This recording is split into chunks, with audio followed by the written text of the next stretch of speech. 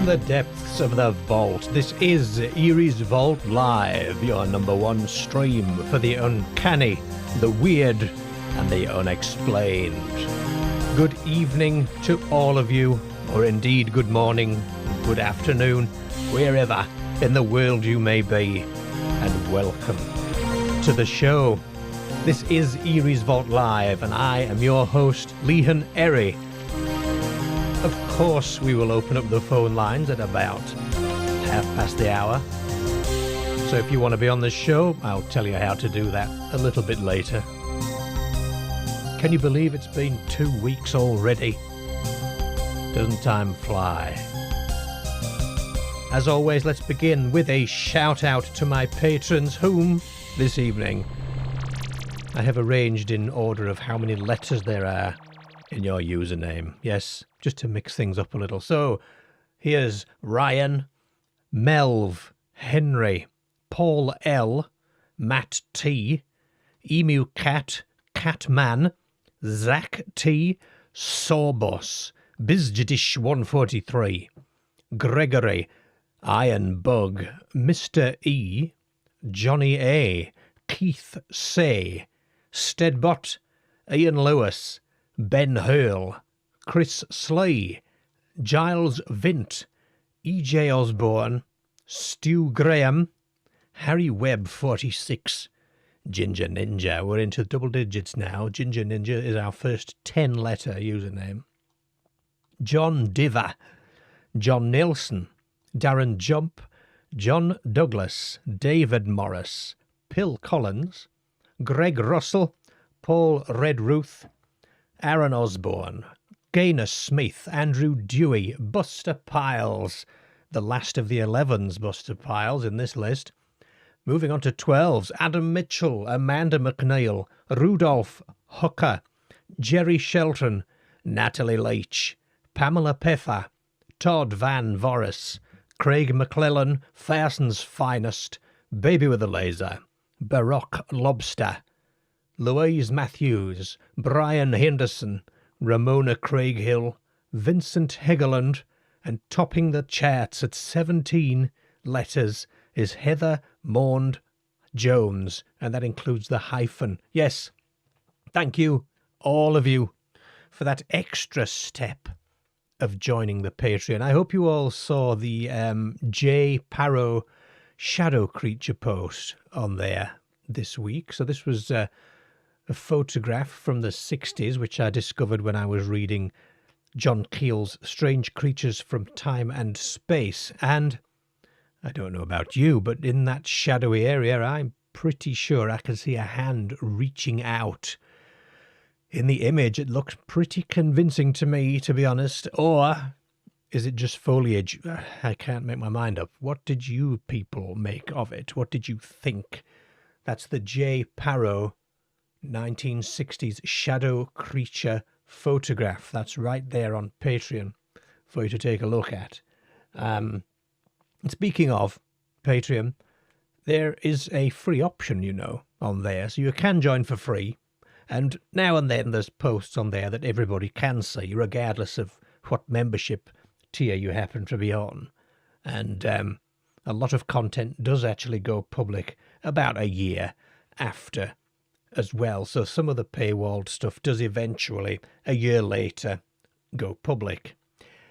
And more for patrons, there's been a huge update on the Eerie's Isles interactive map.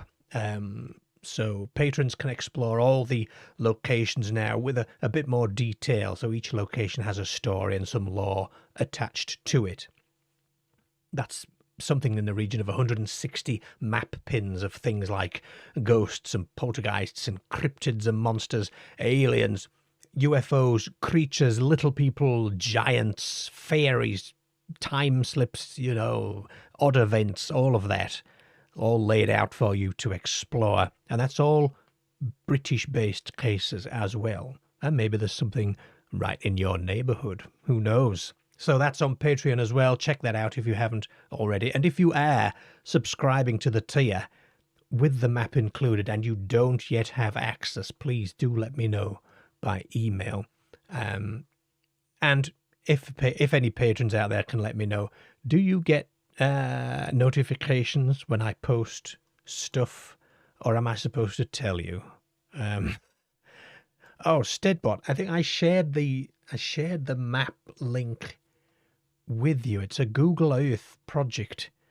I tell you what, drop me an email to the oh, hang on, it'll come from I'll message you on Patreon after this. Let me write this down here. As far as I'm aware, I just share a link with you. And right, so good, you've seen it. Yeah, check it out. Should be a link on email, and you can jump on there and have a good look around. That's right. Okay, the poll tonight is, can UAPs really be summoned? And at the moment we have an overwhelming, frankly, anything's possible on that one. The reason I'm asking that is I've seen Jake Barber, if you're aware of him, the chap who supposedly transported an egg-like UAP on a 150-foot long line dangling from a helicopter. At one point, had a tremendously emotional spiritual experience doing so, and has founded Skywatcher, or Skywatch, something like that, which has gone on to since classify something like 8 or 9 specific types of UFO, but not much else at this point. And I saw Jake on the Jesse Michaels channel, which I'm really enjoying, actually. However, it was just a lot of words and nothing. Just a lot of words saying nothing. So I'm sort of slipping in my willingness to accept what's coming from Jake at this point in time until I see something else. But that's the nature of this topic, right? So that's why the poll is there. Who do we have in the chat? The chat. We have Theme Queen UK. Hello, Theme Queen. Yes. Happy Friday the 13th. It indeed is Friday the 13th. We've done superstitions before, of course, on this channel, haven't we? And nothing to be superstitious about, is there? No. Dingley Dell, good evening. Kazam is with us. Up, says Kazam. That's a very northern thing to say, isn't it? Welcome. James Glass. Hello, James. Good evening. Buster Piles is with us, international man of underpants and mysteries and things of that nature. Paul Williams, hello Paul, and good evening to the fellowship, says Paul. Welcome to the show. Darren's with us. Hi Darren. Steadbot, good welcome. Good welcome. That's right, it's a new greeting. Good welcome, Steadbot. Purple Pipkin, hello to you. And Purple Pipkin says Jeffrey Mishlov's book, The PK Man, might answer the survey question. It's the second thing I've had to write down this evening. How very interesting. PK Man, Jeffrey Mishlov. I shall have a look on my Kindle. Thank you very much for that one. Dingley-Dell's going to get a nice cold drink. Yes, that's the way to do it. Settle in, everybody. Settle in, you guys. Emu Cat. Hello, Emu Cat. Welcome to the show. Yes. Kazam56 says, love a bit of Teddy Swims. What is that? Please do explain what that is. Tony. Hello, Tony. Welcome. Welcome to the show. Doug. Yes. Nanu to you too. Greetings. Is that a Morecambe Mindy thing? It's a Vulcan thing, isn't it? Do the Vulcans say a greeting, or is it just the palm gesture? What do they do? Blazing 2RB, or R2B rather. Hello, welcome to the show. Hello there. Doug says the PK Man is interesting as well. Do you remember PK chewing gum? I do. I miss that stuff. And beech nut. I miss the beech nut chewing gum more than I can express to you all. I really do. It's just one of those things, isn't it, in life? Yes. Who else do we have? Doug. Yes, I've seen Doug there. I don't want to miss anybody out. Sheppy. Good evening, Sheppy. Welcome to the show. Teddy Swims music. You played it before the intro. Did I? Teddy Swim's music, you played it before the intro. No, I didn't. I really don't know what that is. I need to find out now. Has my stream been hijacked? Hijacked by Teddy Swims? Yes, Hubba Bubba, the pink stuff that came in the I was watching a documentary about old sweets the other day, and good Lord, there were so many that I just really, really, really wanted to eat again, but I can't because they don't exist anymore. Paul, what's the news from Nick Pope? What's happened there? Please inform me on that. Mork maybe grew up on Vulcan. Maybe he did.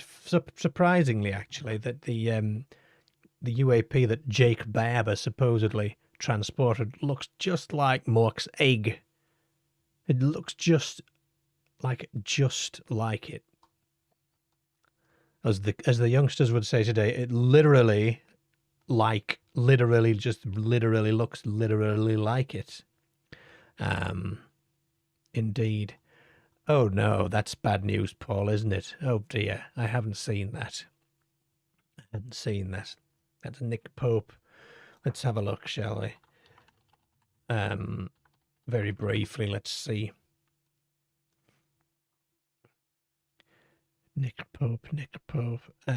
Oh dear, I see. Oh, I'm getting results for a Newcastle United goalkeeper here. This is why I should do my searching off stream, isn't it? Off stream. Anyhow, could a parallel... Oh, wait a minute, this is Eerie News. Do it correctly, Leon. Come on. Yes, that's right. Could a parallel universe version of you... Yes, you there with the green cardigan on... Could a parallel universe version of you be controlling your life? A certain quantum theory says yes. This is from the Indian Defense Review from a couple of days ago. What if another version of you exists in a parallel universe, influencing your life without you ever knowing it? A new quantum physics theory suggests it is possible. The breakthrough idea suggested that the boundaries between universes, this is assuming that the many universe theory is correct, of course, may not be as solid as we thought, allowing for information to leak from one reality to another and potentially for another version of you, yes, you with the pink dressing gown on, to reach out across the multiverse. This theory, proposed by quantum physicist Maria Violaris, challenges a long-held assumption in quantum mechanics that parallel universes are completely separate and incapable of interacting. Through a complex thought experiment, Violaris explores the possibility that, under certain circumstances, messages could travel between universes. It would be a little more efficient than my experience of joining a gym recently and the email to reset my password never, ever, ever reaching me. But let's have faith in science, shall we? If it's true, it would not only break the rules of physics, but could also open up unimaginable possibilities like a version of you manipulating events in another reality. But while the idea is groundbreaking, it comes with a significant catch.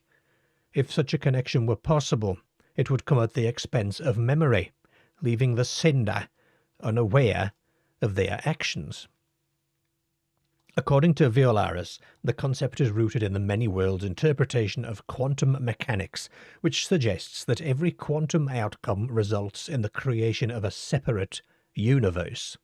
Traditionally, these universes are thought to exist independently, with no interaction or exchange of information between them. However, Violaris presents a scenario that challenges this assumption. In a paper, she uses the Wigner's friend thought experiment to propose that an external controller could influence the quantum state of an observer, allowing a message from one universe to pass to the other. Okay, I can see where they're going with this now. The idea hinges on an unusual condition. The observer who writes the message must lose all memory of doing so. Quite. It's double slit, isn't it really, this? Violaris emphasizes that this memory erasure requirement is essential. Without it, the basic principles of quantum mechanics would be violated. Those receiving the message would see it as a thought that had come to them from nowhere. This would bypass normal rules of causality. And while the idea of transferring information between universes is tantalizing, it is not without serious limitations. For one, it requires a level of control over the quantum state of an observer that, as Violaris acknowledges, is far beyond our current technological capabilities. And wouldn't that also be far beyond the actual scope of quantum state observation anyway? Having control of... Oh, it's control of the observer. Okay, not of the thing being observed. All right. The experiment depends on a quantum super-observer, a figure capable of manipulating the internal quantum state of the participant in a way that's never been done before in human-scale systems. I'm getting images of Voyager and Janeway here, and the Caretaker and entities of that nature. Even though the practical applications of this theory seem distant, it has caught the attention of futurists. Alexei Turchin, for example, has floated the idea of multiverse arbitrage, a concept that imagines using information from one universe to gain advantages in another. Of course. Especially in the realm of finance, yes, of course. The idea draws from earlier work by physicist Rainer Plaga, who suggested that trapped ions could theoretically act as gateways between different universes. What a concept. What do we think of that, everybody? What on earth do we think of that? You can't change the laws of physics, Mr. Scott. Yes, indeed. Steadbot says, I think this is like dreaming, is you reaching alternative realities, sometimes as alternate yous. Well, Steadbot, hold on to that thought, because our next topic is... from yourtango.com, the theory that claims we visit other dimensions when we sleep. This is by Nairi Osier. It was written in 2022, actually. Dreaming is a mysterious subject, continuously studied to give us insight into how we dream and what those dreams mean in relation to our waking lives. There are some that believe our dream world is just as important as real life, but that dreams are much more than figments of our imaginations. In fact, some believe our dreams are parallel universes, alternate realities waiting to be discovered by us as we sleep. Dreams are essentially like an out-of-body experience that is best remembered if you awaken from an REM state. REM sleep happens at about 90 minutes after we first fall asleep. It is a state where your heart rate increases, your blood pressure rises, and your breathing is shallow. It's the closest you can get to awake without actually being awake.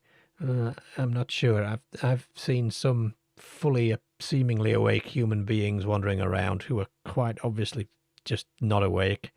But let's not go there. Your body is in a paralyzed state while your eyes dart around and your mind is active and likely dreaming.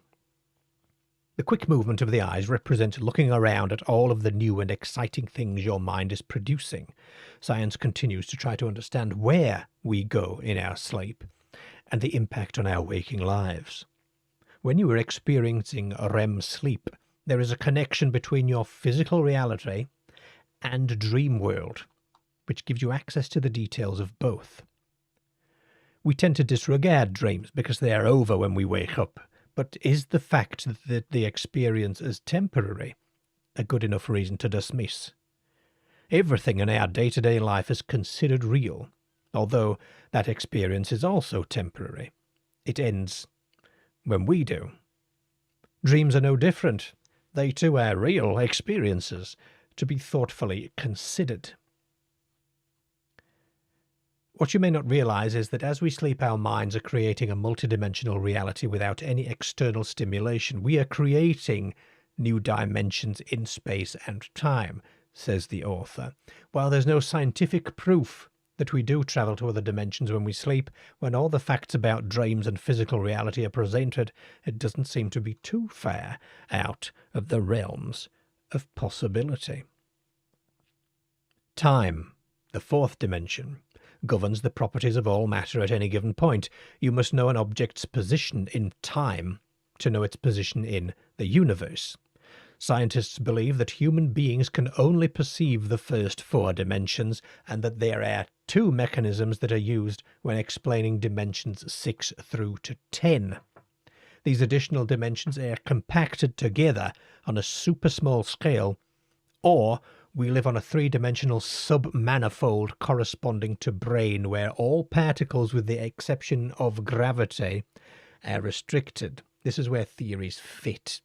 Theories are woven to fit observation, really. You know, the compacting of the extra 6 dimensions would have to be in the form of a Calabi-Yau manifold that encompasses and hides all of the particles and their properties. What on earth is a Calabi-Yau manifold?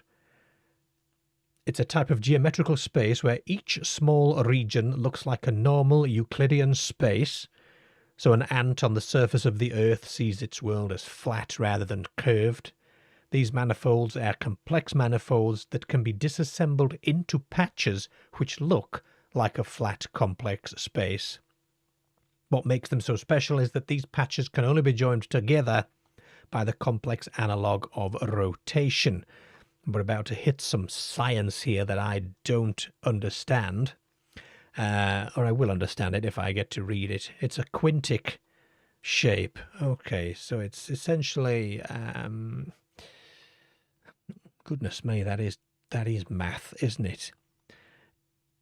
Goodness, I'm not even going to read that out. However, yes, it's essentially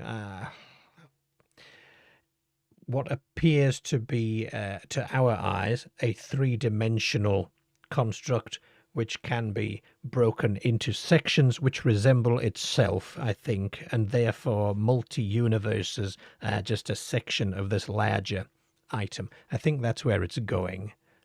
Anyway, I don't know about dreaming, you know. I don't know about dreaming. James says, Eerie, we are meant to be given a script when we are in the spirit realm, and that's what we have to follow. But can we deviate from that film script? Well, this is the notion of, what's it called? Free will, isn't it? Is there free will? Is free will an illusion? Or is there some control? I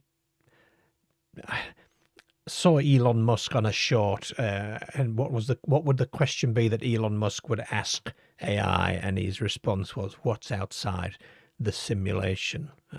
Which I find rather interesting, I have to say. I'm missing the chat here. So Paul says, I dreamt about swimming in an ocean of orange pop. Oh, it was just a fantasy. Oh, very good. I like it. I like it. Hello, Fleur. Welcome. Hello, Ron. Welcome to you as well. Have I missed anybody else?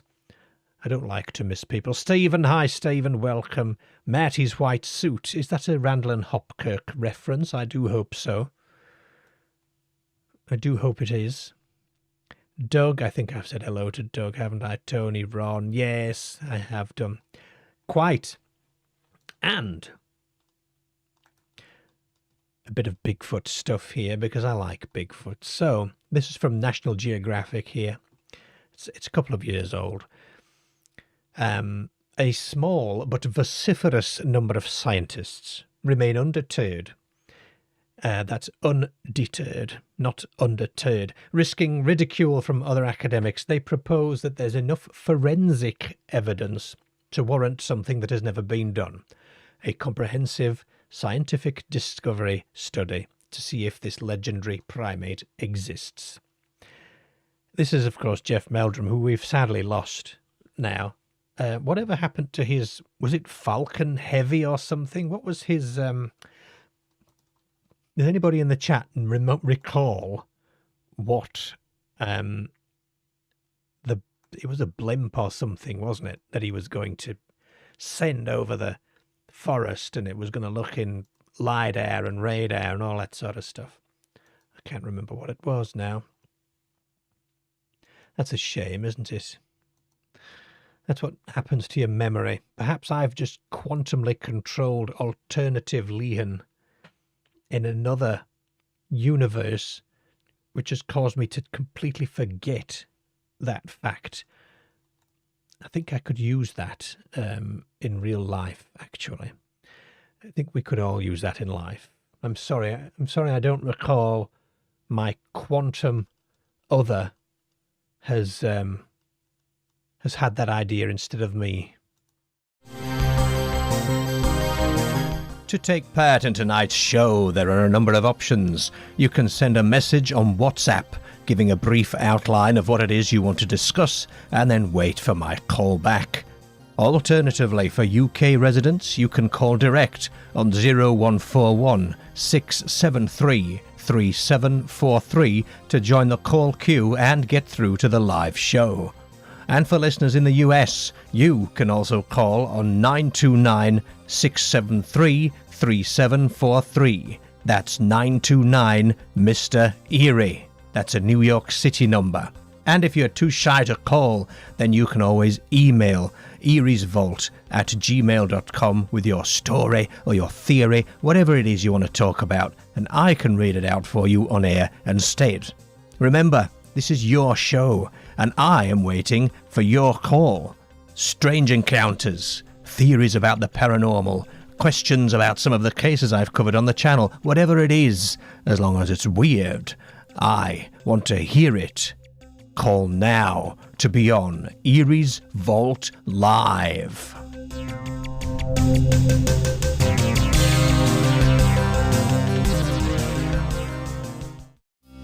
This is Eerie's Vault Live, and I am your host, Lehan Eerie, and this is your number one stream for the weird, the strange, and the unexplained. That's correct. The number one stream. And I'm not sure anybody else is doing this on YouTube, are they? Are there any other call-in shows? Don't advertise them. Of course. But, I don't recall any others. Before we hit the phones, before we switch the phones on, I do have some emails that I've just got to get read and get out of the way. Okay. I cannot recall if I read this one out or not. Hello, Liz. Welcome to the show. But this person says, I watched with interest your video about the Wallerton gnomes and noticed something which I think may have been overlooked. In the newspaper article shown, A Tale of the Fairies, or is it a fairy tale, it is mentioned that one of the girls involved was named Angela Elliot. The meaning of the surname Elliot is elf ruler. This possibly ties in with the John Keel and Lauren Coleman's thoughts on the significance of names in non-mundane events.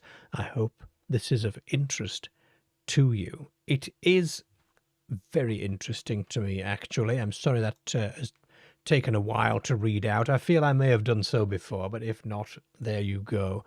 It certainly is of interest to me. I still hold out some hope that the headmaster of that school is going to get back in touch with me to talk about that case, but I shall not dwell on that.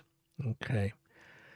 A very quick one here from Paul, who says, Morning, did you see the story about the guy who witnessed a UFO in a grass field near Wincanton? I didn't. I did not. Actually, I will have to look that up. Wincanton. Let's have a quick look now. Wincanton UFO. Let's see. What do we have? Quite a lot of different quite a lot of different old stuff, actually. If you've got a link to that, Paul, I'd appreciate the email, if you wouldn't mind. That'd be rather good. I'd like to have a look at that.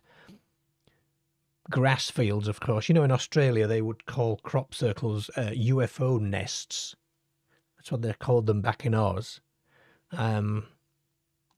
UFO nests. Sounds good, doesn't it? Now then, this is a long one from this person. I always have to just check to see if I'm allowed to use names. Nothing says I cannot. I haven't sense checked this or pre-read it. I tend not to pre-read, actually. If I can help it. We don't screen calls either, you know. So let's go. This one's from Stuart, who says, Dear Lehan, I hope this message finds you well. I have recently stumbled across your YouTube channel and have enjoyed listening to and watching your content. Your idiosyncratic but warm style makes your channel great listening. Well, I'll take that. Thank you very much. I was prompted to contact you by a segment you did about someone witnessing very bright lights illuminating the sky. I think the individual was a child at the time and was outside a pub playing, but I may have the details wrong. Was that? That might have been Baby with a Laser, potentially. The column of light, possibly. I was reminded, says Stuart, of an incident which happened to me on the 8th of December 2019. I had collected my stepmother from her home to take her for a birthday meal at a restaurant near Llantrisant, a journey that was about 16 miles altogether and took about 30 minutes. We were to be joined at the restaurant by my partner, who was travelling from Swansea to meet us. The evening was dark, but the sky was clear and the weather was dry. The route I took involved passing along a section of the A473, known as Power Station Hill, although the eponymous power station is long gone. This is a relatively modern bypass-style road with verges and streetlights. Beyond the verges is countryside, although to the right is a slope up toward the direction of Tonteg village. As suggested by its name, the road is fairly steep. The journey to this point had been uneventful, consisting of pleasantries and small talk. As we were driving along this section of road, there was suddenly a momentary flash of all-encompassing white light. The light didn't seem to come from any particular direction. It seemed to fill not just the car, but everything outside. It was as though the whole world was suffused with this light. It was so bright that all I could see was whiteness. It didn't silhouette any of the landscape or cast any shadows. It was everywhere, obscuring everything in a whiteout. It lasted for about as long as a camera flash, instantaneous. However, once it had gone, I had no sensation of being dazzled or my vision being affected in the way a camera would. It was there, and then it was gone. I said something along the lines of, "What the hell was that?" to my stepmother, who replied, "It must have been a speed camera." However, there was no sign of any speed camera on the roadside, and even if there were, I wasn't exceeding the 60-mile-an-hour limit. I wondered if it was sheet lightning, but the sky was clear. There was no thunder, and there were no further flashes. We continue our journey, met my partner and had our meal. I asked my partner if she'd seen the flash of light while travelling to the restaurant, but she hadn't, which was surprising, because it seemed to encompass the entire sky. Our journey was uneventful going back home. When I spoke to my stepmother about the incident sometime later, she just dismissed it as if it was of no consequence and has never ever mentioned the subject again. As I was intrigued by what happened, I drove the same route in daylight at a later date, but there wasn't anything I could see to explain what happened. No cameras, no floodlights, nothing. Now that, if I may break off, is an excellent move, which many, many, many encounters, stories don't have. There's not often a decision to go back in daylight, as it were, and find a reasonable explanation. You don't see that very often. So I'm always impressed with the quality of an encounter when that is when that's involved. I checked the weather conditions for the night, but could find no record of lightning in the area. I searched the internet to see if anyone had reported a similar experience that night, but could find nothing. There was no mention of it in the local media. None of my friends had seen it, and as far as I know, the only two people who saw it were my stepmother and I. I might well have thought I had imagined it, or that it was some internal artifact created by my senses, had it not been for the fact that my stepmother also witnessed it. I'm afraid my story is rather mundane for your channel. I wouldn't say that at all, sir. No flying objects, no creatures, no lost time. No lost time that you can remember.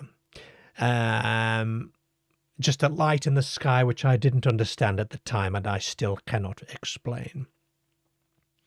I'm open-minded about unexplained phenomena, but this is the only experience I've ever had for which I have been unable to find any rational explanation.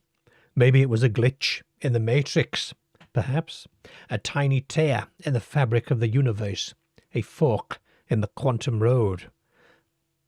Excuse me, or maybe there is some simple run-of-the-mill explanation. I just don't know. My main reason for sending you this is that I am now in my 60s, and my stepmother's in her late 70s, and there will come a time when we are both gone, and our memories of the incident are lost to eternity. Perhaps there is a little corner in your vault where it can be preserved, awaiting an explanation. Well, Tony, thank you. Tony, Stuart, sorry, somebody put Tony in the chat. Stuart, thank you for that. Mundane is not the word, not mundane at all. I appreciate you reaching out and giving us your story, and certainly it will be recorded in the vault here, now, forever. Thank you very much indeed. Chat, any thoughts on that one? Any thoughts on that one? Stephen says it sounds like an abduction. Goodness me. No missing time, though, in that one. For that, Marinus, hello Marinus, or however we say that. Jan, I don't know if I've said hello to you, Jan. Welcome to the show as well. Yes. So that's the emails dealt with there. It sometimes takes me a long time to reply to stuff, you know. So we're switching on the phones now. So the lines are going to go live any minute. And here's the rules of the road. So if you want to be on the show, the numbers to call will be on screen. I don't know if I'm doing that right now or not. Yes, I am, aren't I? They're sliding across the screen there. They'll be on screen throughout the night, as will the email address if you would rather do that. What do you talk about? Well, you talk about any experiences that you have had personally. You talk about any experiences that people have told you about. You can tell us about interesting YouTube videos you watched about this sort of stuff. You can offer opinions on existing known cases or phenomena. You can ask me what I think of certain things. You can debate theoretical and philosophical points with me if you so desire. You can really, if you want to chat about the weird and the unexplained, whatever it is, you can do so. No bad language if you can help it. No politics and hatred, because there is enough of that. And that's not what we're about. This is about paranormal mystery, not modern madness. And of course, by participating in a call, you do consent to being broadcast live, don't you? Because that's what this is. And possibly edited in clips. But I don't really do that much anymore. One drink maximum. Yes. Yes, Doug. That's correct. One drink maximum, unless we get no calls, and then, you know, you can stay on the line. I don't cut your calls short generally. I do tend to give people, you know, a good bit of time. Messages that are sent to the WhatsApp. So just if you're getting mad with me because I'm not answering you on the WhatsApp, I only look at WhatsApp between the hours of 9 p.m. and the show finishing. As soon as that show is finished, I turn WhatsApp off, and this is on my PC only, so this WhatsApp's not on my phone, and the messages disappear. It's got disappearing messages on it. So if you sent me something and it's, not during the show, the odds are I just will not see it. I'm not being rude. I just can't, I just can't be sort of available all the time, if you know what I mean. So that's what it is. Yes. So long story short, be nice and just don't say anything you wouldn't want on YouTube forever. That's how you do it. Okay. Now, the last video on the channel was all about humanoids, and my goodness, it has done well. I will confide in you chaps now.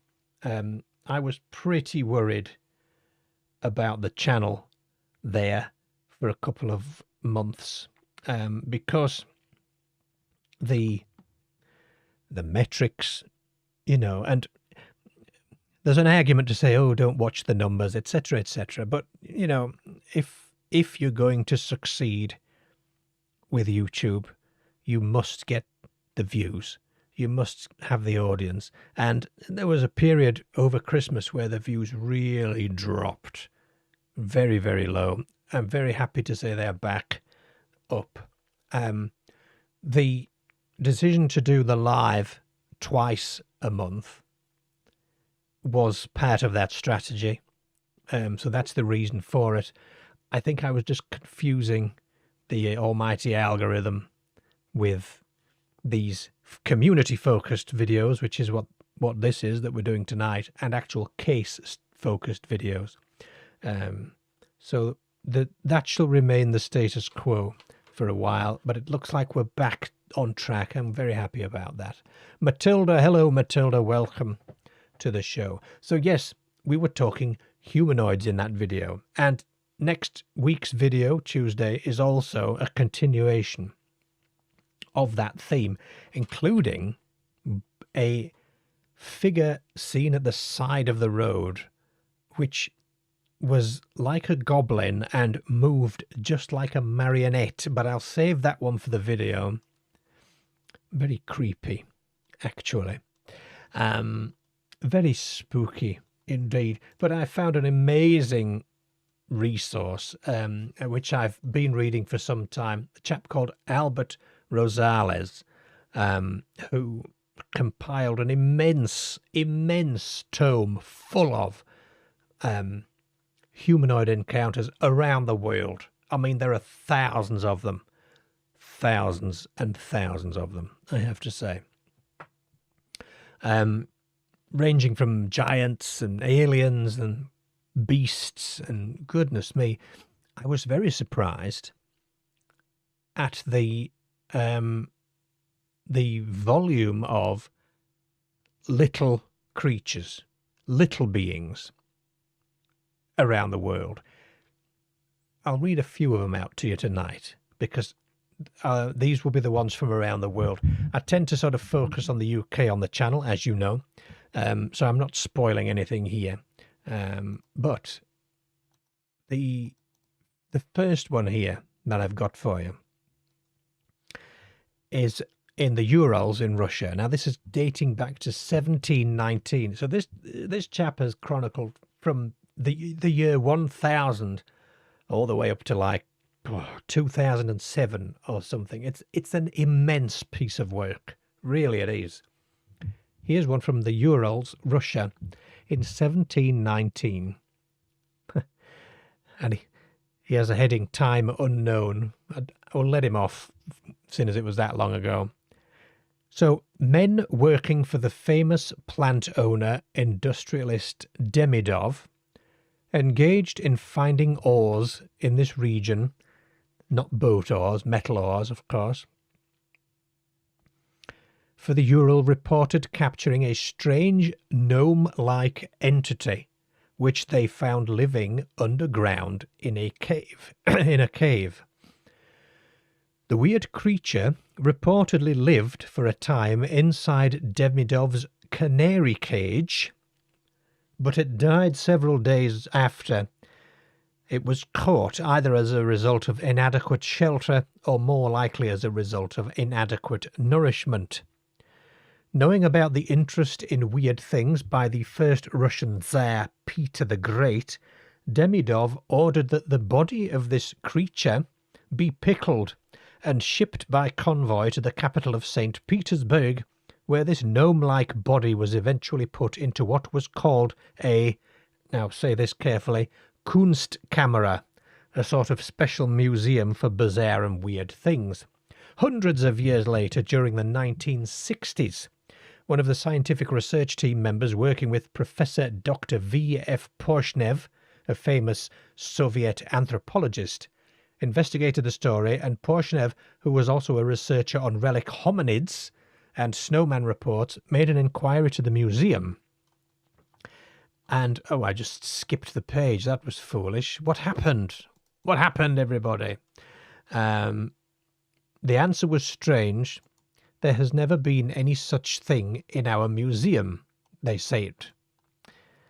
The whole thing apparently had just been an unusual dwarf monkey, according to the Zoological Museum. These researchers were puzzled and realised that Demidov could hardly have fooled Peter the Great by sending him a bogus monkey, and they also knew that there were no such monkeys living underground among the cold pine forests of the Ural Mountains. Apparently, researchers in the 1930s became interested in this extremely unorthodox and inconvenient exhibit, and for the sake of modern science, it was transferred to a hidden repository away from people. According to the ancient legends, there are underground cities, caves, and tunnels under the Ural Mountains where these alien entities dwell on a regular basis. That grabbed my attention. Yes, it did indeed. And there are several other things like this. So in Renton, Washington, this is 1965, as he drove away after dropping off his two sisters, Ellen Grace 16 and Laura Jean Ryerson 13, next to a bean field, a Mr. Ryerson noticed two unusual persons walking along the side of this bean field. As the girls walked along the road, they approached two very unusual people. The first person was like a gnome, little, grey, wrinkled elf-like being. He wore a grey shirt and pants and a funny little hat. You hear about hats often in the little people sightings. He was dancing and jumping around in front of the other being as they approached closer and closer. He was cackling, and the girls thought it sounded like laughter. The other being was approximately 5 feet tall. His face was grey, but the back of his head had a bulbous extension with veins showing through it. On the rest of his cranium were the large paws, and this part of his head was white. His eyes were described like a frog's eyes. He wore shiny clothes like satin. At first the girls thought they were dressed in Halloween costumes, but as they got closer, they realised that this was something they had never seen before. The oldest girl was afraid they were going to grab her. She yelled to the other girl to run. They had just purchased new shoes, and they didn't want to run in the muddy field. But they did. And when they looked back, both of these beings had completely disappeared. Another gnome-like creature there. And there are others. Clermont in France. This is 1969. And on the slopes of the bare hill, say this in French, Puy de Chanteuse, about 50 foot from the place where she had previously seen 3 gnomes, this same witness saw a nearly black silhouette like that of a 6-foot tall man wrapped up in a cloak. She referred to this larger form as the shepherd. It remained in the same position until a witness broke off the observation. What is it about gnomes? In Latinaya, Veracruz in Mexico in 1973, Cirila Montero Lagunes reported that her 3-year-old son Ramiro had wandered off one day in March and returned 6 days later with a story of having been found by 5 little men. They took him to a cave where they fed him sweet food and played with him. He was located from information by a neighbor boy who said the Xanaques, or these little men, had told him where the boy could be found. The boy said he slept in the cave and was looked after by these gnomes, one of whom was with him at all times. The hillside below the cave was found to be extremely dense with spine-bearing shrubs, and access to it would have been incredibly difficult for such a small 3-year-old boy. The adults had to cut a path to the cave's entrance in order to reach it. It was approximately 5 miles from his home. That's a bit of a David Paulides sort of thing, isn't it? Certainly is. And there are others. There are other things. So this is Wauwatosa in Wisconsin, 1974. One evening while babysitting, this witness suddenly felt a cold, creepy chill come over her, accompanied by a sense of urgency to check on the baby. The nursery was dimly lit by a small nightlight. She entered the room hesitantly. A shadow figure caught her attention. She saw a gnome-like man dancing in the corner near the crib. He was about as tall as a 2-year-old child and was dressed in old-world clothing, knee-length breeches, suspenders or vest over a loose-fitting shirt, long hair, a moustache, and a beard, very unkempt. Never taking her eyes off this creature, she walked slowly to the crib and picked up the sleeping baby and cautiously backed out of the door. Others had seen strange, shadowy figures running around the house.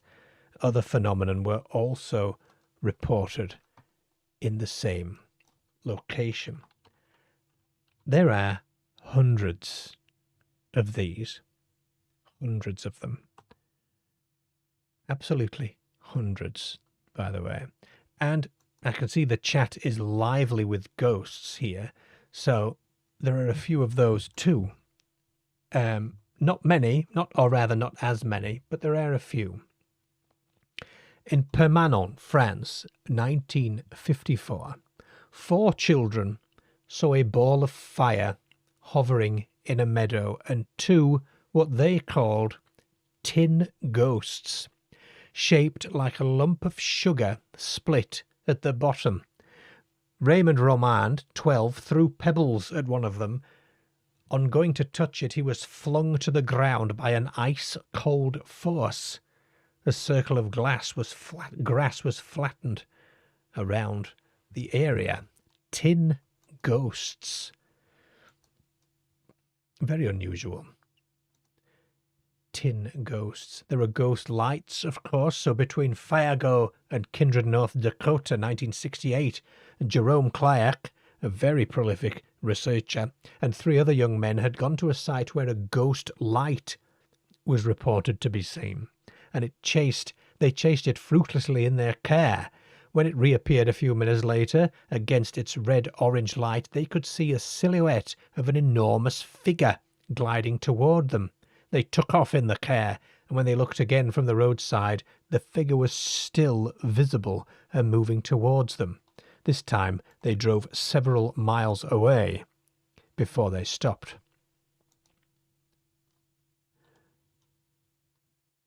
Of course, the children who saw All Colours Sam, they reported him as a ghost in their original statement to their father, I suppose you would say. I'm pretty sure they said he was a ghost. In Albany, Ohio, 1973, upon arriving home, this witness saw a ghost-like figure floating about 50 feet above the ground at 1,000 feet distance. It was about 4 feet tall and thin, like a person draped in a close-fitting sheet. It was seen only briefly when she noticed a bright white object moving about, approaching to within 200 feet before going away. It was about 20 feet in diameter and 25 to 30 feet off the ground. Later, she saw a little blue-green thing about 2.5 feet tall with a face and spiky things at the top and the side of its head. This thing looked into an open door in her home. It had stumpy arms and quickly disappeared from sight.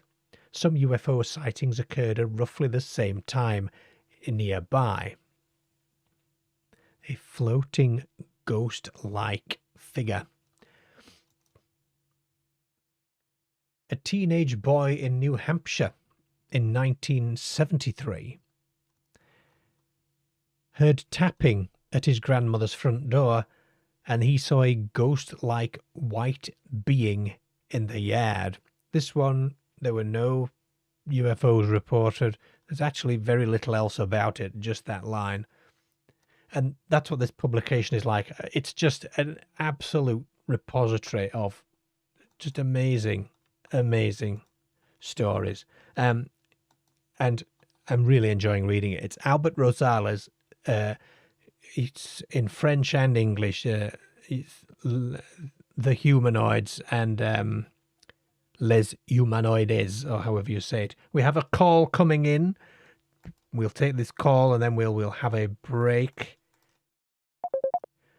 Good evening. You are on Eerie's Vault Live. Welcome to the show. Hello. Hello, Levin. Hello there. If you may have to, I think there it goes. It's gone. Hold on. Yes, you just have to extinguish your device, as it were. To use an old Art Bellism there. Mm-hmm. It's Dingley Dell, isn't it? It is, Levin, but I'm just turning you down a bit. Yes, please. Yeah. What's... That delay is confusing. Yeah, there we go. That sounds better. Anyway, good evening. How are you? Yes, I'm well. Thank you very well. Yes. Good. I wanted to ring you tonight because I did contact you a fortnight ago on the subject of doubles, doppelgangers. Yes, all right, yeah. I don't know, as I've got older, I've found that more and more people seem to think that they have a double somewhere or somebody who looks like them, Mm. I wanted to tell you or relate a story to you from my early 20s on that subject. When I was about early 20s, as you do, young guys, we'd exhausted the local area. Well, we thought we had, for various pubs and clubs and what have you. Yeah. And we'd got together and we decided to have a night out somewhere. So we'd thought, we'll have a night out in Nottingham. We'd read something in the paper about it being a good night out. Anyway, 3 or 4 of us had got together the night before and said we were going to go. Anyway, one of the guys with us, I'll use his first name, Malcolm. He said he had something on with his girlfriend and he couldn't make it. So the 3 of us decided to go down on the Saturday, and we thought we'll have a night out in Nottingham, just sleep in the car or something like that, Anyway, we drove down on the Saturday to Nottingham, parked I'll never forget it, in a multi-story car park in Nottingham city centre. Anyway, it was the middle of the sort of Saturday afternoon, and we'd had to go up several stories in this huge.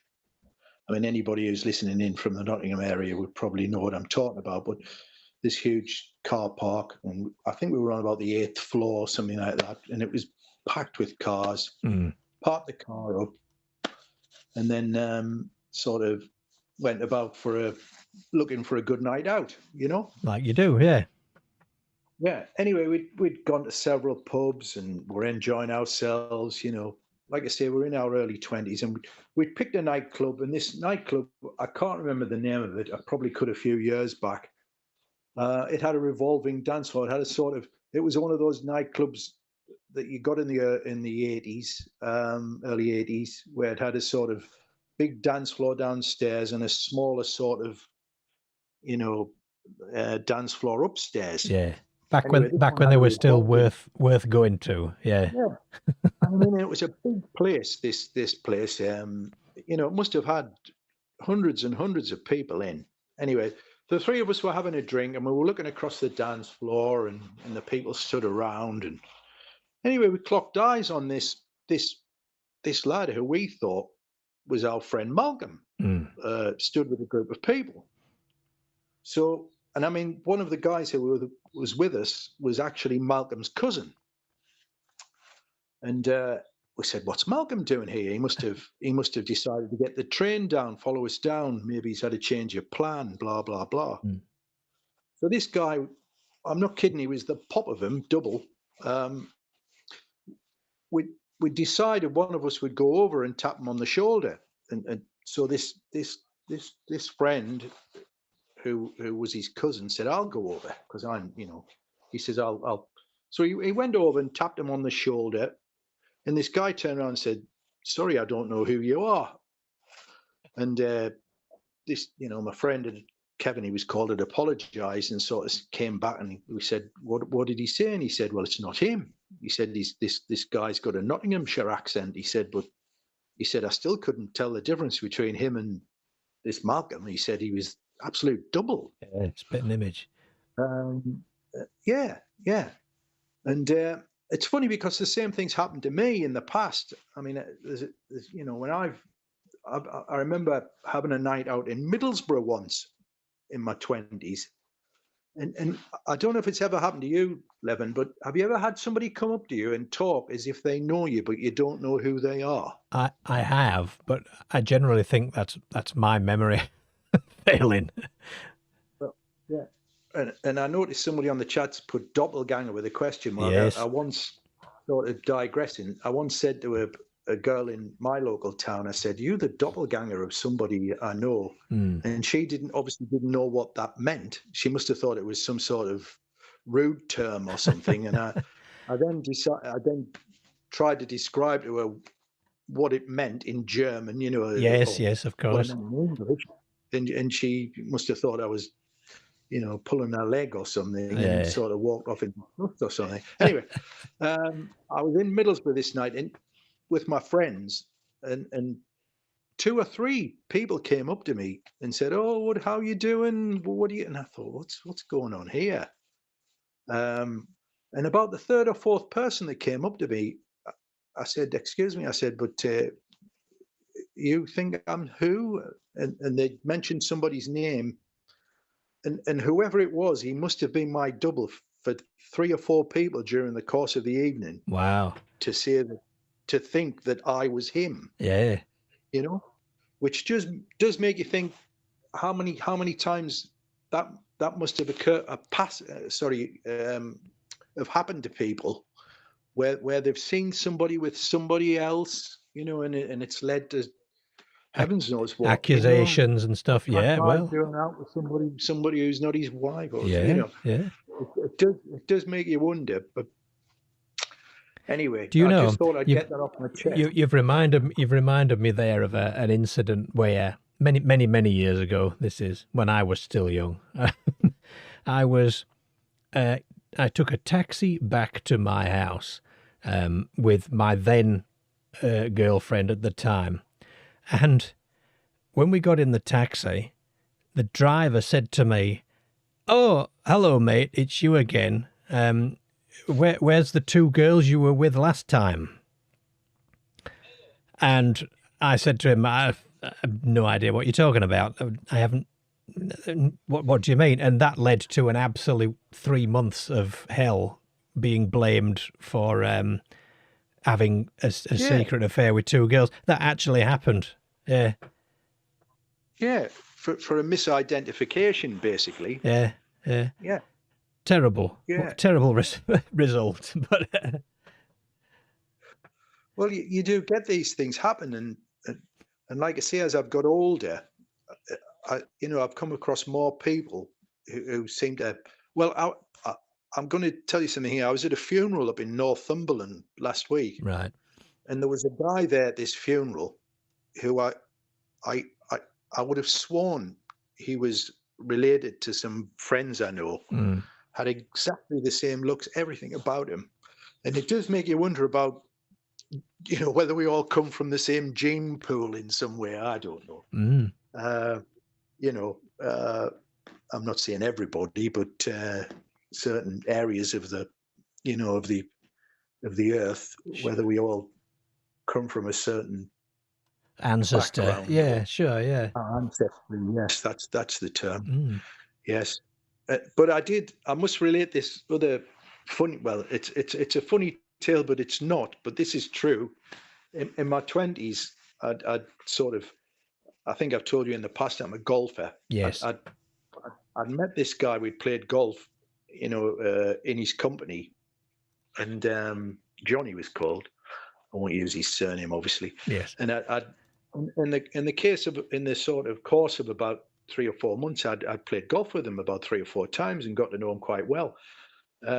So I was out around the local town one night, and I saw this John in this pub, and I was with my friends, and I'd walked past him on the way to the toilets or something, and I'd said, "Hello there, John," and he completely blanked me, and I thought, "Oh, well, he mustn't like me or something like that." And anyway, gone back, and I'd seen him again in another pub later in the night, and spoke to him again, and got no reply. I thought, "Oh, that's quite rude," and and you start thinking, "Oh, have I said something that's Yeah. maybe upset him in the past or Yeah. something like that?" Anyway, months and months later, I'd said to another guy who from the golf club who I knew, and who was sort of in his company, I'd said, like John, we'd got talking about him. I said I was in the town to the week, and he completely blanked me, blah blah blah. And he said, "Oh, you do know he's got a twin brother?" I said, "Oh, no." I said, "He's never mentioned this twin brother." And it turned out it was his twin brother who I'd been speaking to, who obviously didn't know me from Adam. Yeah. And it just shows you how things can develop into something from nothing. It does. It's incredible, isn't it? Yeah, it really is. Yeah. Yeah.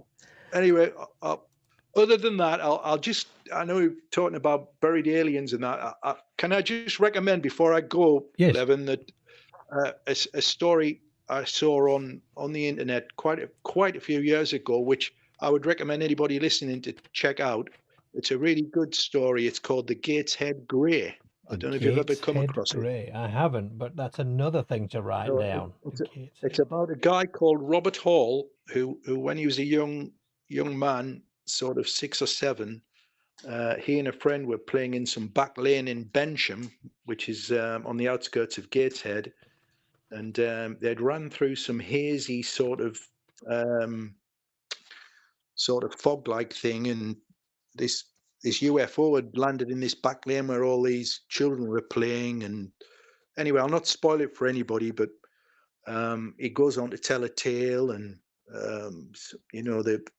the military had got involved, and they were searching houses in the area. It was just after the Second World War, but he's a proper Geordie, this guy with a really broad accent. He's an old man now, but he's never sort of deviated from this tale. But I would advise anybody to check it out. It's called The Gateshead Grey, and it's a very interesting story, and this guy is very believable.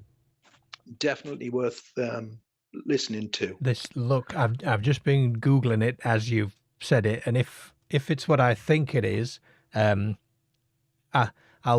text you on WhatsApp what I've found, and you can say yes or no, so I don't spoil it for the viewers. But wow, I've been looking for a story like this. So yes, wonderful. fabulous. Oh, Thank it's you a for that. fantastic story. Yeah. And there's a guy, I don't know if I can mention one here, called Richard Hall, who used to have a site. I don't know if he's still got it, called Rich Planet. He'd covered it Yes, that's come up. Rich Planet. many years ago. Yeah. Yeah, and he did quite a coverage of it. Did several episodes. Magic. That And confirms it then. Yeah. It's really worth a watch. Honestly, Yeah, it's really it looks like we'll be covering that on the channel. Thank you for that. I've been looking for a story like that for a while. Just the headline I'm reading here. Yeah. Yeah. Okay. All right. Okay. I'll let some other people have a shout. Wonderful. Thanks for the call, sir. Thank you. Okay.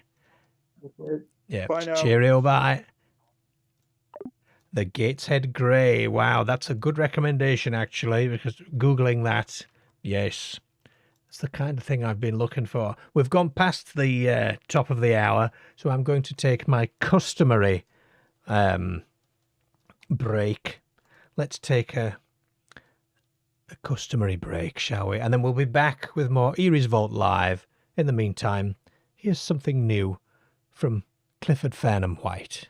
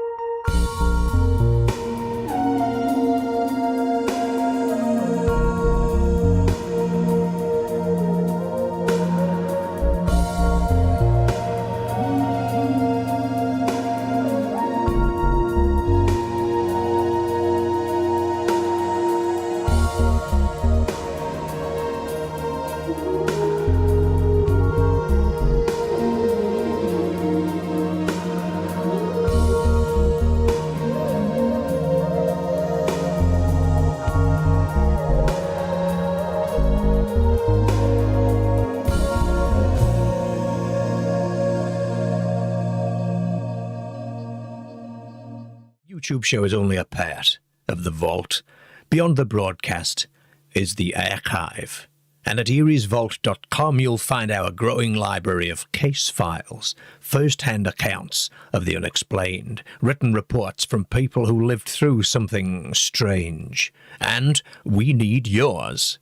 If you've carried a story for years, if you've never had the chance to put it into words, and this is where it belongs. Your report will stand alongside others, building a record that may one day help us see patterns that we cannot see alone. And it's easy.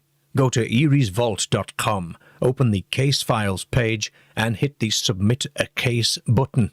Fill in the details and send it on its way. Because strange events pass quickly into silence unless someone records them. Don't let your story vanish.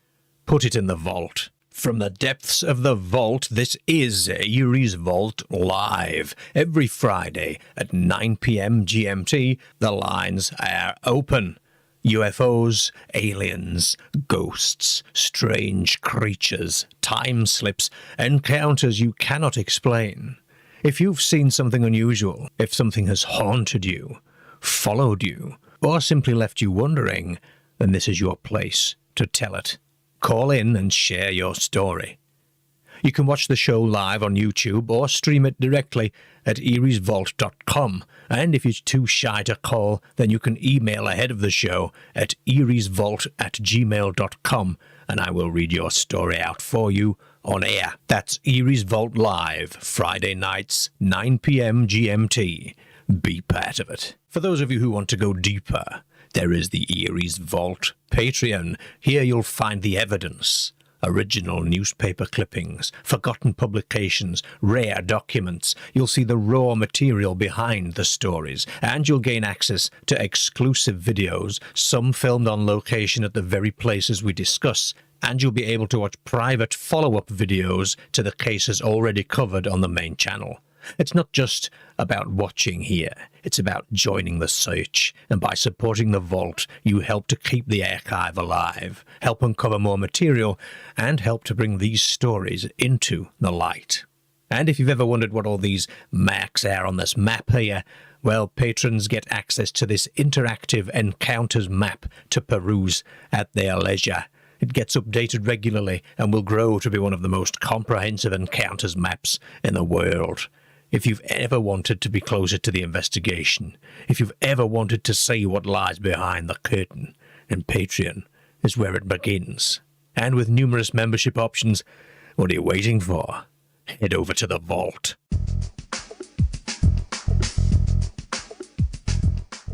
Got an encounter story that you want to share? Ever seen a UFO or a ghost? Are you a time traveler? Or a non-human humanoid? Or maybe you've just got an opinion about a known encounter that you would like to share.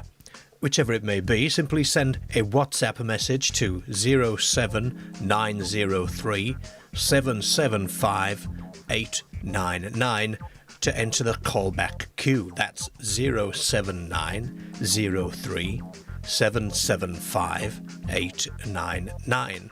Just give me a brief outline of what you want to say and a name that you'd like me to use on air, and then stay ready for my callback.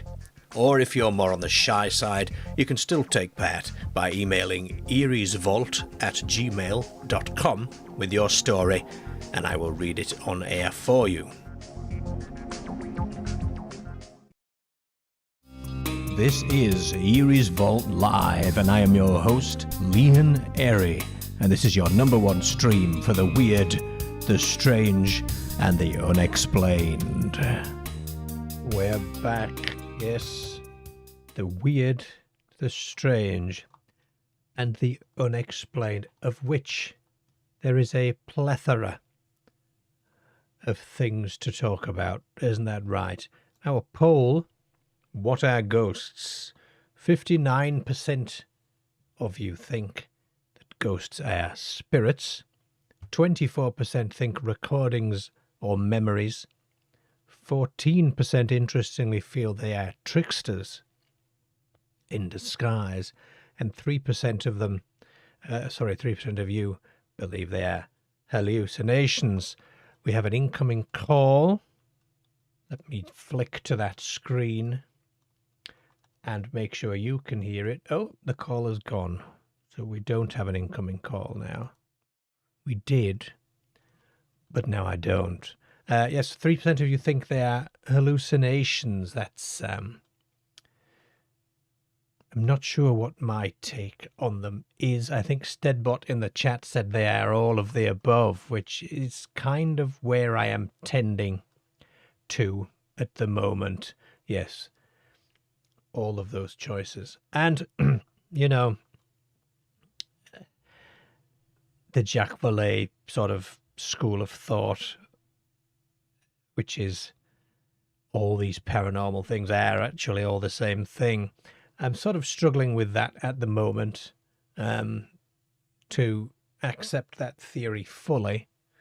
Oh, here's the call again. Let me quickly grab this time. Hello, you're on Eerie's Vault Live. Welcome to the show. Hello, Mr. Eerie. It's Ian Parkin here again. Hello, Ian. How are you?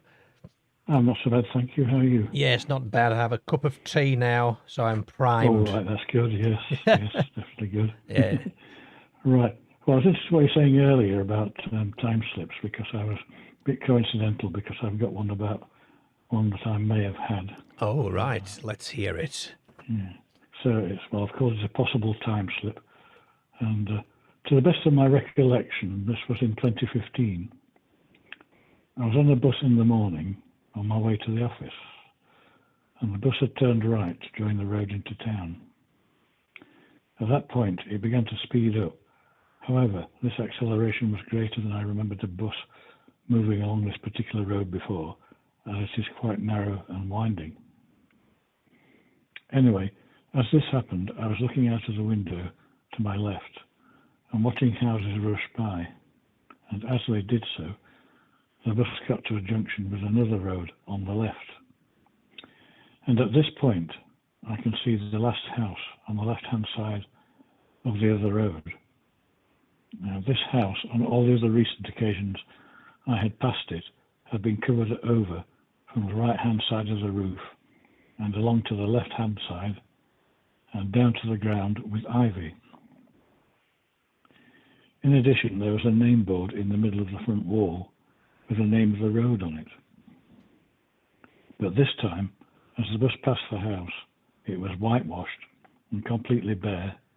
There was no ivy, and the name board was missing. There was only a large black hole where the central supporting spike would have been fixed. Now, strangely, some years ago, in the 1970s, I had lived in this area. By the way, I mean, it's the same area that I lived in when I saw the policeman. Okay. Which is interesting. And anyway, I was living in that area. I used to walk up to this particular road to get to the bus into town, as the stop is not far to the left of the end of this road. Then, as I looked at the house, as the bus passed it, I realised that it looked as it did when I used to pass it back then. And later, a certain memory persuaded me that this did indeed seem to be the case. Excuse me. This being that when I used to pass the house,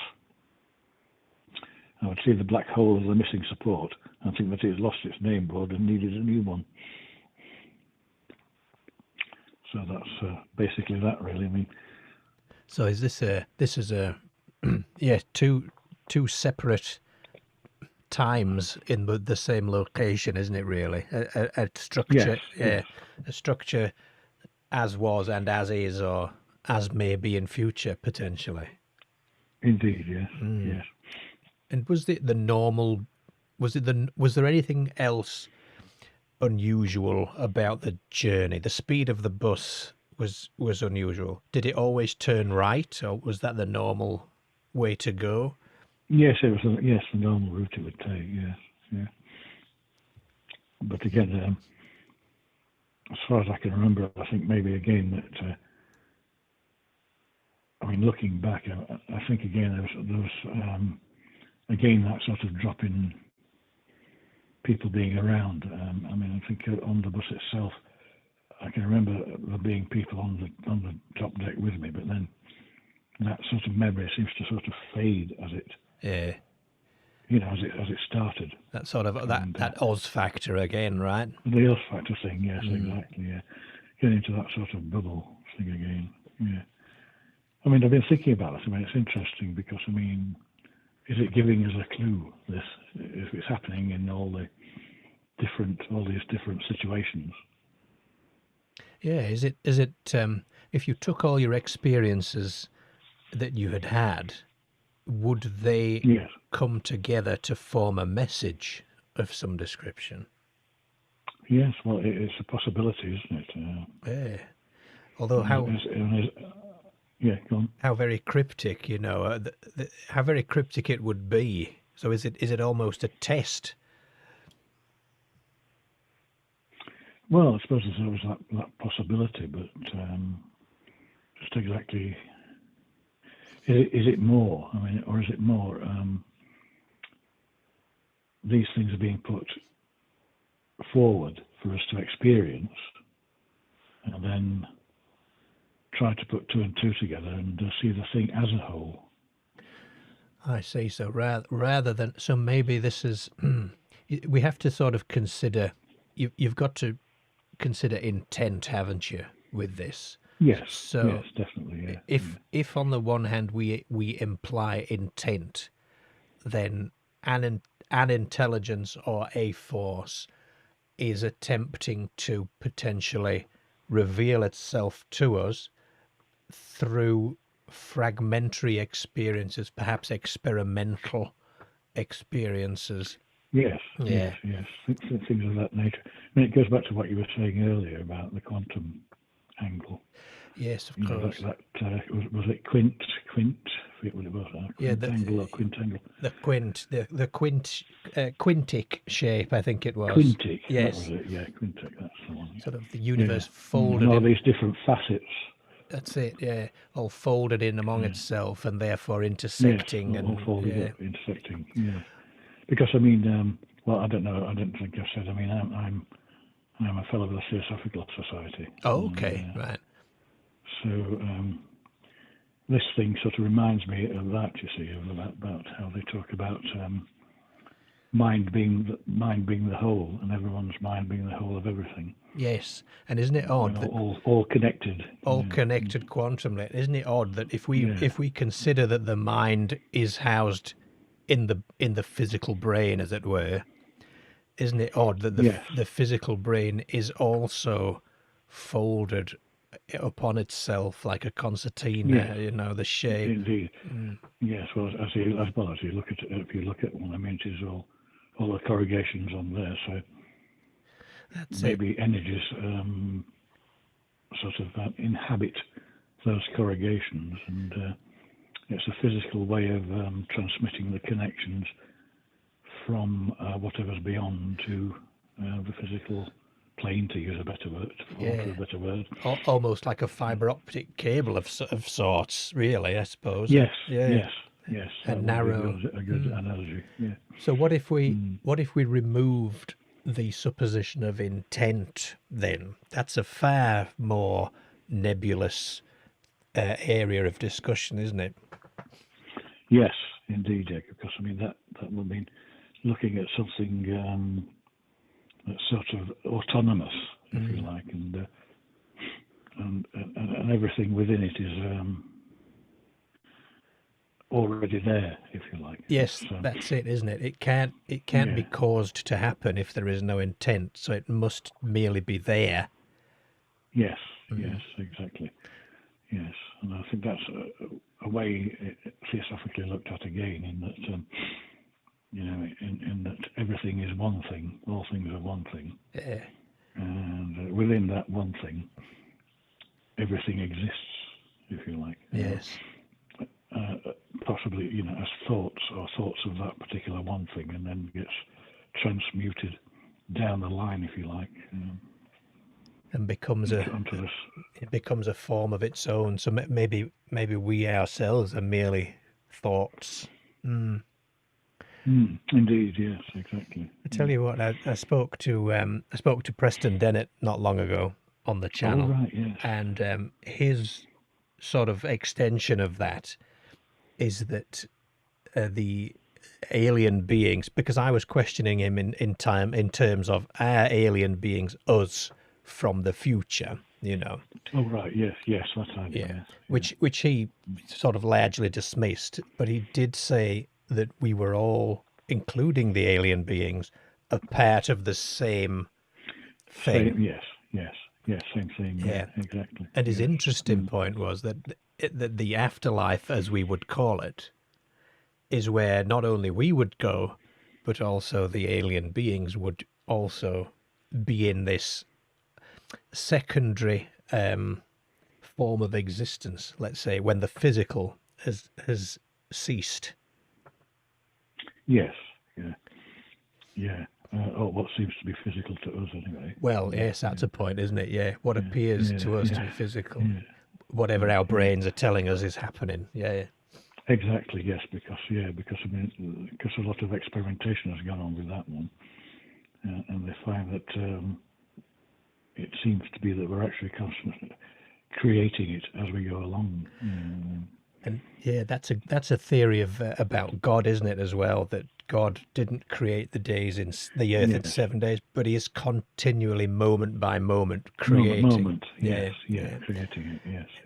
And I think there was, I can't remember exactly now, because I think there was a case where one of the beings actually did say that. I can't remember what it was all about now. That one. I'll see if I can find it, and I'll let you know. Yeah, that'd be good. Yeah. And it's odd. It's odd that all. I mean, we're drifting from time slips, but that's fine. But the sort of creation theories around the world are rather similar. Yes. And the Japanese one got me. So I was studying Japanese, and I think it was that there's an island that was a male and female deity or something, and this, because in Japan it's all about the spirals, the center. It's not one I've looked into a lot, actually. It's very interesting, and it ties into the way their typographical characters evolved as well through time, and various like the Zen garden designs and things like that. They have this centric point from which everything spirals out. Right. Yes. Well, that again would accord with the theosophical idea. Yeah. It's almost. You I'm sorry. No. Go on. Yeah. Okay. Well, it's all like you've got the center. The center, which and as H.P. Blavatsky says, the center is everywhere, and it's exterior nowhere. Yes. So everything is actually the center. It is. So, and everything, it all spirals out from there, and all these different spirals are all crushed together, if you like, into the dimensions, and then of course, you're getting onto sort of towards string theory there. Yeah. All the different dimensions are folded into one another. That's right. Yeah, and if you look at it, it's like looking at when you go and get excuse me, you used to get a kids meal from Burger King or whatever, and they'd give you a little maze to draw it. Follow the maze. Oh right, yes. So it's a flat thing, and it's a shape, and you just draw the line through, get in one side, come out the other. But if you took that maze and extended it beyond the 2 dimensions, again, you've got this shape which is folded upon itself and all of that. And that's what the spiral reminds me of. On paper, it's a flat thing, but extended to 3 dimensions, it's a corridor. Exactly, it's a conduit, in fact. Yes, indeed, yes. And I think that could well be maybe how that spiral works, in that the whole creates the whole, if you like, and the whole is one, and then all the different energies are pushed through all these different conduits, and it then comes down, if you like, onto the flat plane. Yes. And is then given the 3 dimensions by our own perception. Ah, yes. Ultimately. Yeah, I see. Yeah. So so that again is quantum, isn't it? Because that's the effect of the observer upon the energy, right?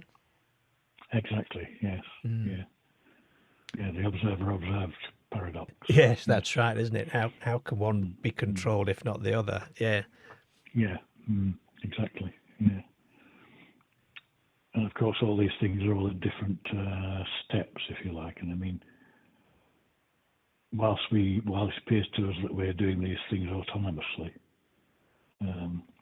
if you go up a higher step, then it's all laid out there, and we're just following along that. But we have an illusion of will. Yeah. Because we're constantly creating all these things, and it's been constantly created. So does that mean we're seeing it? Yeah, we're seeing it. So if we're creating it, does that mean we can direct what it becomes, or is that predetermined as well? Do you think? Well, I think yes, that it would be predetermined, but in that respect, of what we're saying there, I mean, theoretically speaking, obviously, but certainly there's a different aspects of what we actually create in sort of quantum loops, if you like, within that conduit that we were talking about earlier. So it's all in different packets, the quantum packets. Yes, yeah. Yeah. And so it could be that we could do that, that we could influence the way in which the packets are created and what would happen within all that. So I think that's because we're getting there, if you like, to actual magic, aren't we? Where we,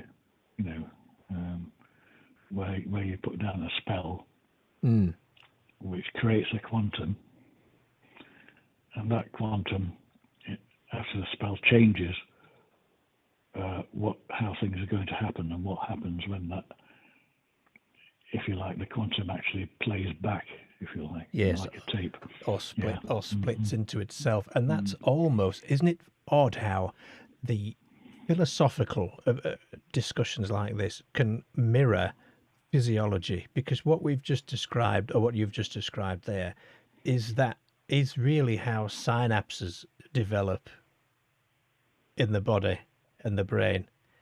It's really how a synapse is created, isn't it? Right. Yes. I can see what you mean. In that you create the conditions by which the synapse. Yes, I choose to learn the violin this week, and I've just created the synaptic result is I can now play the violin. Violin. Yes. Yes, that's right. Yeah. So you've done it there, because that could be seen as being a form of magic, couldn't it? Well, absolutely, yeah. In that you've changed that, you've created change, and of course Blavatsky said change is the one constant. Yeah. So the only thing that's actually happening is change, you see. Which is quite right, and entropy, of course, being the Yes, your yes, biggest one of yeah, all, right? yeah, Yeah. yes, yeah, yeah. But of course, you always have to remember with entropy. Of course, I mean that you can't actually. Energy is always conserved. The conservation of energy. So even though you have entropy, it gets to a certain point that it starts to regenerate again. Oh, that's interesting. Okay. Yeah, yeah, and so you know the whole thing is completely continuous and it keeps changing all the time. And that's And when you get to a certain point, nothing actually changes at all. It's just that one whole. so we reach a As singularity. you sort of move down the step, yeah, and as you move down the steps, if you like, it appears to start moving, and the moving is an illusion that we create with, as we were saying earlier, with producing the 3 dimensions from the flat. Yeah, it's just the how we're quantum viewing packets. it. Yeah. I like that quantum packets idea. That's I've not heard it phrased like that before, but yeah, and I just get visions of the packets sort of slamming together and becoming tangled, you know, hybrid Yes, versions. Yeah. hmm Yeah, well, that's it. It sort of partakes of a sort of reflection, if you like, of those quintic Yeah. packets, if you like. Yeah, where you've got the different bits and pieces all They can interlock splitting and out from one another and interlocking. Yes, Yeah. exactly. Yeah. Wow. Gosh, this is hefty philosophical stuff, isn't it? It is, isn't it? Yes. But I was expecting to fascinating. get this deep. But yes, but it is. Yes, I agree. It certainly is. Yes. And yeah. And Oh, what? and I remember we're going back into a bit more, less deep. not a lot, but a less. You were saying, I remember last time you were asking a question about Wiltshire, weren't you? Oh, remind my aging brain what that was. Wiltshire. Warminster, that was Oh it. I yes. remember. Oh, and did you ever spend any time on the hill? No. No. Unfortunately not. No, Yeah. I always intended to. For some reason, I never got around to doing it. Ah, I think because other things were happening, and so on. sure. Yeah. And I never managed it, unfortunately. You may have ended up on Nationwide if you'd done so. Yes, Something that's like true. Yeah, possible. Yeah. And no, unfortunate that actually. I am familiar with it, obviously, but no, never got there. Yes, yeah. I think it would have been full anyway. Looking at the history of it, you may not have found anywhere to sit. It was that full. So, yeah. Well, probably so. Yeah. Yes. Well, I could always take a tent and. Yes, absolutely. Yeah, a hammock or something. That's right. Yeah. Yeah. Maybe not in the forest. No. No, out in the open where you can make a run for it. I think that would be my. Exactly. Yeah, that's it. But of course, I mean, though we have had our own thing in Sheffield, haven't we? Where the incident. Yes, the Sheffield incident. It gained exactly, quite a bit of gained quite a bit of interest in that from a couple of individuals who were contacting me quite often afterwards. Right. To tell me how wrong I was about what I'd said. There was no pilot seen in the road and various things. Yeah, it was quite an emotive one that turned out to be, which I wasn't expecting. No, that's right. Yeah, I didn't know it had that much emotion about it either. Actually, Yeah, but yes, I certainly remember about the pilot. Wasn't he supposed to be covered in jet fuel? Was he? Apparently was doused in fuel and asking for a lift back to wherever. It didn't specify in the literature I was looking into. We didn't specify whether it was human pilot or not. I just assumed it was. That's an interesting point. Presumably so. Yeah, it wasn't made quite clear. So, but the nature of YouTube is you cannot spend too long before you put the next thing out. You see, so no, of course. Yeah. They start to think you've given up or something. Yeah, that's right. Yeah, they go watch something else or whatever. Yeah. Well, that's That's very interesting, yeah, anyway, isn't it? Yeah. lots of food for any thought. Look with Jenny? With Any Jenny, luck with Jenny? not yet. Not as yet, but I shall keep trying. I haven't written yet. I've used the email address. Nothing's come back. I shall write next. Yes. Maybe try that one. Yeah, I like to leave a Might work reasonable better. gap between attempts, so that Yes, you of know. course, Yeah. You never know. Might be busy with other things. Well, you never can tell. But wouldn't she be an absolute Oh, yeah, star it'd be wonderful, guest? Yes. Yeah. Yeah, because I heard her. It must have been in the 90s now. Well, yeah. I heard an interview with her then, or watched an interview with her. Yeah. But it was very interesting. Yeah. Prolific author as well. I was hoping she'd be at the last sort of Lancashire, what's it called, Lapis, Lancashire Aerial Phenomena Investigation Society do, Oh, right. but she wasn't there. But I somehow thought she might be, but never mind. Yes. Oh, well, not to worry. Not to worry. We'll find her. Maybe I'm sure. there'll be one. Yeah. Sure, there might be something in Cheshire, in which case. Yes, I have to start looking down there. Where she lives. Yeah. She lives at that, maybe. Sure thing. Yeah. We shall keep trying. Yes, but thanks for the info. Yes, I shall find her. It's one way. Yeah, no problem. All right. Yes, Yeah. Okay, fine. Well, probably next time then I'll have another one for you. Yes. Oh, very good. Keep them coming. Yeah, that's right. And thank you for this one and the discussion. Wonderful. Yes. No problem. Okay, Yeah, Ian. enjoyed it. Thank you, sir. All right. Yeah, cheers then. Cheerio. Bye. Good night. Bye-bye. Good night. Philosophical stuff, ladies and gents, on the old Eerie's Vault tonight. Quantum states of being, intent from an unknown force or intelligence, potentially potentially allowing us to shape how we perceive it. It's a bit of an extension of Steadbot's the universe experiencing itself as an individual. It's kind of an offshoot of that. We've got another call coming in. Let's take this one. Good afternoon. You're on Eerie's Vault Live. Hiya, Eerie. Can you hear me on this phone? I certainly can, yes. Smashing. It's just a quick call in regarding to your original poll this evening on ritual, I think, and whether it can possibly conjure something up.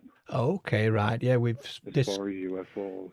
Oh yes, the poll was, can UFOs be summoned? Yes, based on the sort of Jake Barber, what do they call them? What do they call the people who summon them? Sorry, it's very quiet, this line. Oh, is it? Yeah, I'm just struggling to hear you. It's just my aging brain trying to remember. Well, it's not a new phone. This is pretty old burn. Oh, good. Yeah, it's just a tale from, a bit of a recount from the late 90s. It's in Lancashire, in Accrington. Overlooking Accrington, there's the main hill called the Coppice. Right. It overlooks the town. And at one point in the late 90s, I can't remember exactly what year, me and the girlfriend had a walk up one night. It was pretty late, about 10:30. We sort of scrambled up the front, got over the brow of the hill onto the top, and just as we were coming up at the brow, it's sort of like a bit of a moor-like field that sort of goes back, and you can see Hamilton and the rest of it. Yes. And just as we were going over the top, we both saw what looked like a figure, probably about 2.5 foot tall, in the actual moorland. in the actual, moor field part of it. So it was standing quite proud of the grass. Mm. And I was trying to think, is that an owl? Is that an owl? I've not seen an owl that big. Yeah. But shortly after, we did see a big owl sort of fly from left to right. And I remember looking at the owl and thinking, it's definitely an owl. It's definitely an owl. Because I'd heard stories of, having some mild interest back then. Sure. Of, owls can be something else. Okay, but yes. I remember very consciously looking at it flying from left to right and thinking, it's definitely an owl. It's definitely flapping and definitely moving. But around about that time, I was going up just to do sort of sits, maybe once a week, maybe twice a week, just to have a sit in the long grass and a bit of a meditation, because I was quite into trying that sort of thing back then. Yes. And at that point, I think we were possibly going up to do that. And we did have a sit after we saw the owl. We did have a bit of a sit, and we did what I can describe as. Have you heard of a Kabbalistic cross? I have. Yeah. It's a bit of a small ritual. We were just using it as a grounding ritual, as an opening to have a bit of a meditation, really. Mm. But it was, I think we did that, and then we had a meditation, sort of. I don't think you can even call it meditation. It might have just been about, 10 minutes or so. And it wasn't long after that. But we remember standing on the brow, looking over the fields, and I pointed out what looked like a bright star just at the bottom of Hamilton, to the lower slopes of Hamilton. Yeah. And it seemed to catch my attention for some reason, and it started noticing it actually coming towards us. And he started moving over the brow of the hill in front and took a long sort of arc towards us till it was about 100 or so meters away from us. And when he started out, it was probably about 3/4 of a mile away. And he took a long arc, came up the hill, came up over the moor parts at the top of the coppice, and started coming directly towards us. Now at that point, when it came within about 20 meters, we were getting very concerned. And I think when it started coming very, very close, it was quite very bright. And I said, "Duck, get down." Okay. So we both threw ourselves to the floor, because it was that bright and intense. We both threw ourselves to the floor, and I remember looking at my right hand on the floor, very consciously, and thinking, "This is like daylight." So bright. Absolutely, you could see you could see everything as if it was daylight. And not long after that, it was only within a few seconds, it seemed to go and then go dark. Mm. And we both stood up, looked, and it had completely disappeared behind us. We presumed it just shot straight up. It wasn't a helicopter or anything like that. There were no sound like that. But it was pretty unusual, because we didn't speak of it much after that either.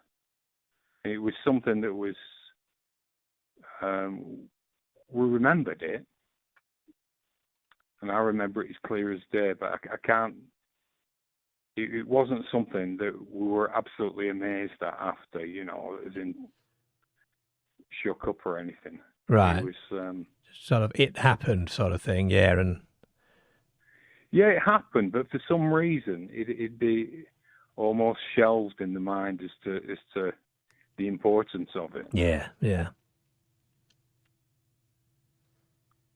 But it was, yeah. So it just reminds me about that, about your poll at the beginning there, about the possibilities of it.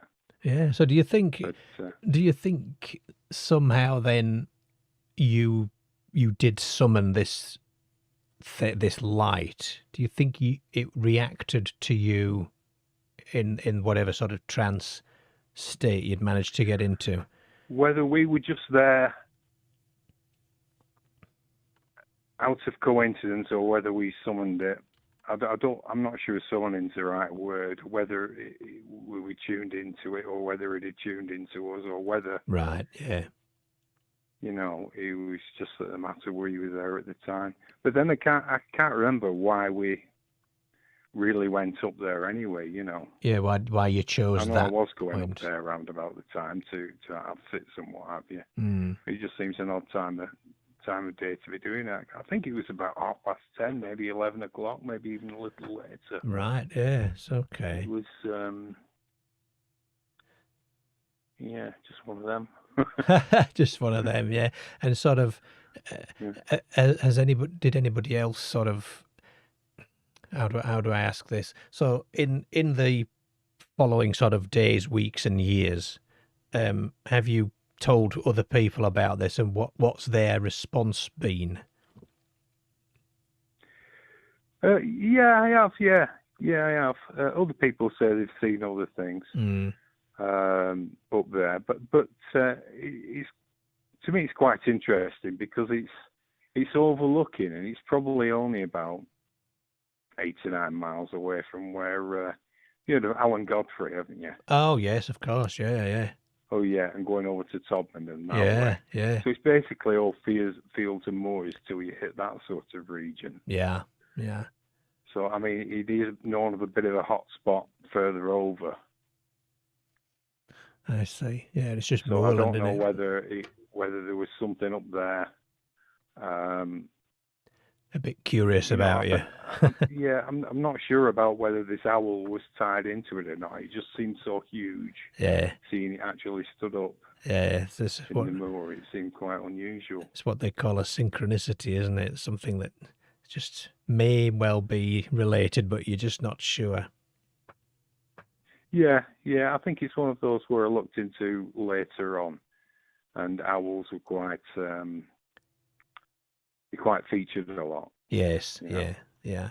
Mistaken for something else. But I did remember clear as day looking at the owl and being very conscious of it. I can still picture in my head that it was an owl flapping by. Right, yeah. But it was, but this light, this what I presume was an orb. Later on, I might have thought, maybe we should have stood and faced it or what have you. But it just seemed such an overawing thing that we needed to get down. It seemed like it came probably, maybe 5-10 meters over us. Yeah, that sounds very, very, very close. Yeah. Yes, yeah. It's best to get out of there, I suppose. Well, there was definitely a bit of that about it at the time, yeah. Yeah. See how fast you could run. Yeah, definitely, yeah. Well, yeah, no, just thought to share that. It just seemed like a typical orb sighting, maybe. I know people have got more interest in orb sightings than that, but it was quite profound looking back and thinking about it. Yeah, well, it's a good one. Thank you very much indeed for the call. Thank you. All right. Thank you. All right. Cheerio. We're at the top of the hour. Don't go anywhere, folks, because we're coming back.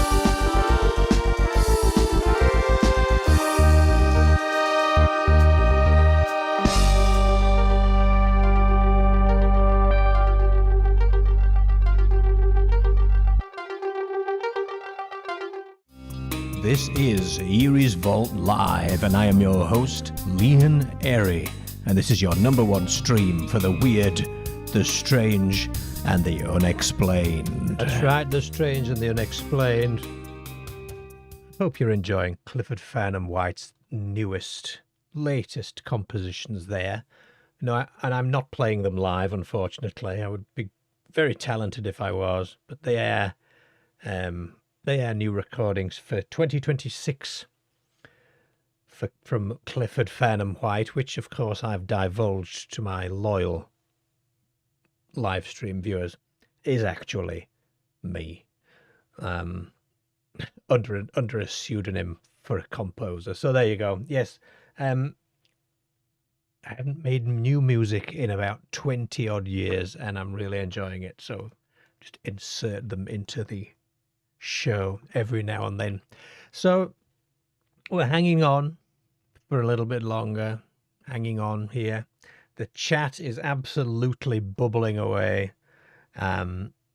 Dingley Dale says he was once driving in a dark back lane and had to swerve around a 2-foot figure in the road. We all wondered what it was, but in hindsight we agreed it was probably a hare stood on its back legs. Yes, perception again, isn't it? The thing about owls from our last caller, have you ever seen baby owls? They look just like aliens. They look just like aliens. They've got really long, sort of gangly legs and these big eyes and sort of drop-shaped heads. Baby aliens? Baby thingies. Owls, yes. Baby owls. They look like aliens. Yes, they do. Emu Cat, that was my owl orb story. Oh, Emu Cat. Well, thank you very much. I forgot to ask your name when you called. Thank you ever so much for that. If you need a lead guitar player, Eerie, give us a shout, says Baby with a Laser. Yes. Do you have a flying V? Tony says I'm a good organ player. Yes, well, let's not go there. Yes. Baby pigeons are rather like aliens, says Fleur as well. In Native American traditions, says Cave Art Rocks, owls are spirits, ghosts, and bad luck, and they avoid looking at them. Buster Piles says, Eerie, what do you think of Orang Pendek may be real? I think, so as a person who has not ever been to the forests and jungles where these things are said to live, Orang Pendek, is that somewhere sort of Philippine or in that sort of area, is it? I think that out of all the weird stuff, right?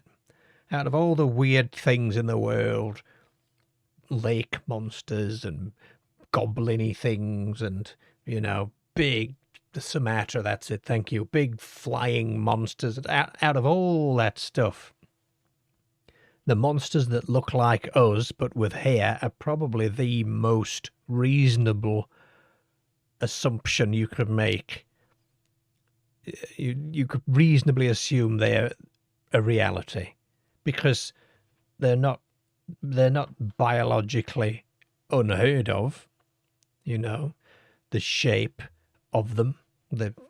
It's a monkey or a man or something in between, but small. I think there's a pretty good chance that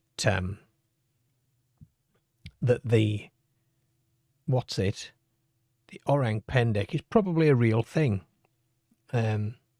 Personally, but I have a hope as well, and I think there's a distinction to make here, where often this debate comes down to, oh well, you're either a believer or you're a non-believer, and I think the simple application of the expectation that there must be belief is wrong anyway. You can surmise quite reasonably that they may well be real. I don't think it's outside the realm of what is possible, given here's the philosophy for you. Given what I have personally experienced about this place that I'm living in, it doesn't seem to me to be a stretch that a bipedal but small version exists somewhere. And same for the Yeti, which I've just seen in the chat there. I wanted to reference you. Doug. Yes, I like to think there are Yetis in the Himalayas. So do I. There's a lot of work done around sort of the DNA testing with, Brian Sykes did it, didn't he? Who said it's a bear of some description. That's also, is it Reinhold Messner, or what's his name? The climber. He, I think, believes it's a bear. But I'm of the more romantic sort of ilk that I, really think, why not? Why not? If you were to say to me, do you believe there is a nine-legged, what are they called? A nine-legged Jabberwocky or something with 3 heads and a laser pointer that wears Crocs and a bow tie, living in the jungles of Kent or something, I'd probably say don't be silly. But they're not unreasonable, are they? Now, Marinus, the Yowie, I would love to hear about that encounter if you dare call. Oh, and speaking of daring to call, Pill Collins, you've sent me the WhatsApp saying I'd love to have another shot at the Phantom Doorway observed near Broad Green. If you want to just call, you can just ring directly now on the WhatsApp. That's absolutely fine. You can call directly if you want to chat about that. That's wonderful. Yes, the Jabberwocky of Kent would be bad, wouldn't it? What's this? There are a couple of handful of late Victorian photos taken in the Amazon of pre-modern human hominids. Are they really? Are they really? Bears are different, totally different feet and don't walk on their hind legs permanently. Sasquatch have human-like dark faces, says James.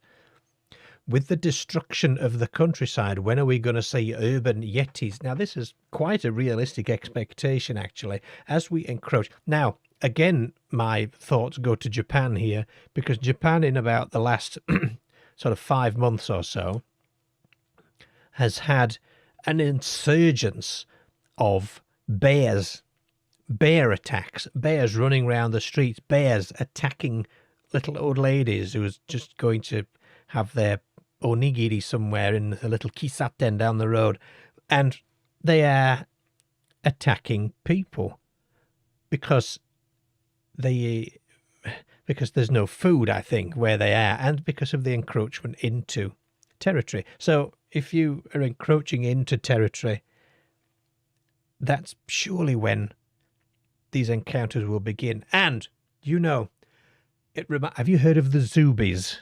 Anybody? Somebody tell me what the Zoobies is. I know what it is, but I want to see if you know what it is, because this puts me in mind of that particular story. But I think, Matt, yes, quite possibly, we may see more things when we encroach further. Paul says the Woodwose, yes, of course, England's wild man. We have a call coming in right now. Let me just answer this. Good evening. You are on Eerie's Vault Live. Welcome to the show. Hi, Liam. Pill Collins here. Hey, Pill. How you doing? Very well, thank you. How are you? Yeah, thanks for finally got onto the show. I had some tried to call in 2 weeks ago, but got scuppered by some what do they call it? The gremlins. Oh, damn those gremlins! Yes, I know. We're all fair game. Yeah, what it is. I've been mulling over this for a couple of weeks now, but I came across this account on Facebook actually, and it happened just a couple of weeks back, towards the end of November. in 2025. And it concerns the area of Liverpool known as Knotty Ash. Oh, right, where the Diddy men come from. That's the one, yeah. Probably most famous for being the birthplace of Sir Ken Dodd. Yes. There's a road that goes north-south it connects Knotty Ash, goes through Broad Green, about a mile and a half long, and ultimately ends up near the Childwall area. And as it goes through Broad Green, Broad Green's probably well known for its big hospital, but there's also a very, very old train station. I believe, I might be wrong on this, but I believe it's the oldest continuously functional train station in the world. It was actually inaugurated in 1830. Wow. So it goes back to that old Liverpool-Manchester railway line, from the days of the Rocket and Rocket and so on. And what people have this account talked about, it's literally a stone's throw from Broad Green Station on Thomas Lane, and they've observed this. It's going to be difficult for me to try and describe accurately, but they call it described as a phantom doorway that seems to be sort of set back from the road. Always appears at night, and I say a doorway, but it's more of what looks to be an illuminated entrance. Right. And the sighting that was observed on the 23rd of November, 2025, was described as it was a man was driving late and saw this almost like backlit entrance that looked like it was leading to some kind of illuminated room, and he observed. The first thing he noticed was that he'd never really noticed a doorway there before, and it was sort of set in. This is Eerie's Vault Live, and I am your. Actually, there's a sandstone embankment that leads up to the railway station, and he observed this sort of doorway. Thought, well, that's odd. I've never noticed something there before, and actually, it was only the next day, when he was driving through the same area on a different errand on the Monday, that he looked back and actually went, well, there is no doorway there. And he was so sort of spooked by that he actually parked up and went over to investigate it on foot. And he went right up, and obviously there is no doorway there. It's just soil and a sandstone embankment that leads up to the station. It's just a wall. The bit that the plot thickens is that was actually the fourth time that it's been recorded. Wow. And the first time it was mentioned was in 1997, when a woman on a scooter saw this doorway or illuminated room, if you like, late at night coming home from work. I think it was a nurse actually, and on that occasion, it was she just saw this doorway. It happened again in 2002. This time in the early hours of the morning, 3 o'clock in the morning, according to the report, by a private hire taxi driver. Yeah. And the third time, which is the one that really sort of sent a shiver down my spine, was a bitterly cold night in 2010. This time by a man in a van. This was earlier in the evening, about 9:25, who saw not just the actual door, this illuminated doorway set back from the road, but actually saw figures. These were sort of backlit, so they just looked like silhouettes from his perspective. Who were stood inside this doorway carrying large, heavy bags. So, all I can ask is, what the hell's going on? Yeah, what is it? I've put an image. I put the image that you sent onto the screen. That's a sort of AI generated sort of artist reconstruction of, and it seems that sometimes this phenomenon, if you want to call it that, sometimes happens with the figures, these silhouetted people who look like they're doing some kind of work, and sometimes without. So it seems to change depending on who's observed it, but it's been spotted on and off over a case of about 30 years, to be honest. And Wow. it's I've heard different rumours of what people think it is, and this is when the speculation comes in, of Yes, course, of which is course. always the fun part, Yeah, that's the best bit. Some people have claimed is it kids with flashlights on the phone, Is it somebody thought it might be the old illuminated paint that Oh, they used yes. from the Anderson shelters days? It could be, is it something like that? But I don't know. It listening back to your call before from what Ian was saying about quantic states and things. Yes. It just makes you wonder what is it a time slip? Is it A window to these, somewhere else, yeah. Yeah, I just think that with Broad Green Station being so old, and railway stations and rail lines, they are. I think you yourself you did a fantastic job on the ghosts of the railways. Oh, That yes. was on your channel from the end of last year, was it? I think they are areas and of a lot of tragedies have happened over the years, haven't they? Yes, they have, yeah. So Dangerous places. So they're very liminal sort of. They're what they call these liminal spaces, a place of transition, where stories begin and stories end in railway stations, don't they? And it's interesting that there's what's the box on the foot? Is that some sort of electrical? I don't know. Cabinet. I think it's that image. What you can see on if you've ever driven into Liverpool, you've actually driven over where that is, because if you imagine where the observer is taking that image from, that's actually about 20 feet from the M62 flyover. Okay. So you'll have actually driven over that exact area if you've ever entered Liverpool via the motorway. Yeah, 5 or 6 times, yeah. Yeah, so it's you're only a stone's throw from where this is happening, but it just sort of caught my attention because it's just this kind of mystery of there probably is a natural explanation to it, but there is that sort of what are these figures up to, and why are they carrying bags? Yeah, what's in the bag? Yeah. Yeah, you can start going down the rabbit hole. You really can, yes. Yeah, I know. So it was the one that I don't know about what you think, Eerie, but sometimes if you're into a sort of paranormal enthusiast like myself, you can become a little bit jaded when you hear just another sighting of a UFO or another sighting. But sometimes, every so often, you come across an account that's just a little bit different, and it's the mysteriousness of it that kind of gets me sometimes, and I've been thinking about it quite a lot, actually, and I thought I'd come on and at least share it with your listeners.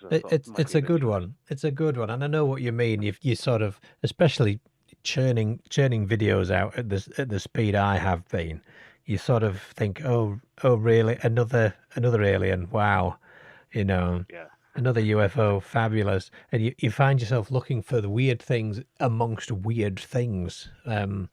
But yeah, I love these that are just. I think there's two broad categories for me. The one is there are beings and creatures and things. I love those, but I love these that are just, you tell me, what is it? Yeah. Yeah. The vanishing places. Oh yeah. They're the ones that are really. There's something about that I just don't like. Yes. I remember that.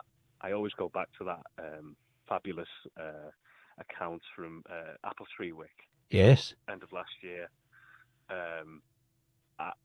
Even now, I'm still trying to get my head around that tale. I would love to hear more about that, but we haven't heard since. But the Vanishing Church, wasn't it? And yeah, it is very sort of, because it's not a manifestation of something. It's just the removal rather than a manifesting, I think, that makes those weirder. It's taking away rather than something appearing. It's that sort of like and sort of makes you question your your sense on reality almost. Of I don't know really how you get over that. Yeah. Did I see it? Was it really there? And then it must be a hell of an effect, you know. I mean, I do that with my car keys often, you know. Did I really put them there? I know that particular phenomenon. Yes, I think that's just my age, possibly. But yes, it's a good one. We'll see what the chat thinks and about that. And if I come across any others, I'll be sure to get in touch. Yes, please do. Yes, thank you very much indeed. Have a good evening. You Bye-bye. too. Thank you. Cheerio. What do we think to that one then, chaps and chapesses? A potential platform, what is it, 9 3/4 or something?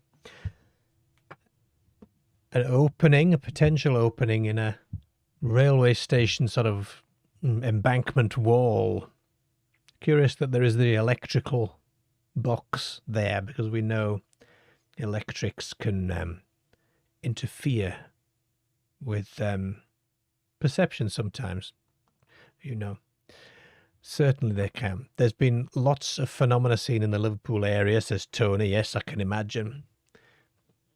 I can certainly imagine there has. What else have we got here? Gosh, lots of things happening in the chat here. David, hello, David. Welcome to the show. And Marius, by all means, tell us on air about this, the Yowie thing. I went to the Blue Mountains in Australia during the time that I was there, and gosh, it was a long journey, a long train journey. I was looking for Rex Gilroy, actually. I hadn't contacted him previously. I just went in cold. I was looking for Rex Gilroy, and I got all the way up into the Blue Mountains, and I didn't find him because the place that I last heard he was at was a chip shop or something like that. Now, I asked them about him, and they knew him. You know, he lives over so-and-so. But we had to get back for something else. So I'm sure it was about a 3-hour journey on the train. This is my incredible skill of, I don't know if anybody else possesses this skill, of whenever you go to a larger country than Britain, so be it Australia, be it Japan, be it Canada, be it India, be it wherever I happen to have been, I vastly underestimate the distance of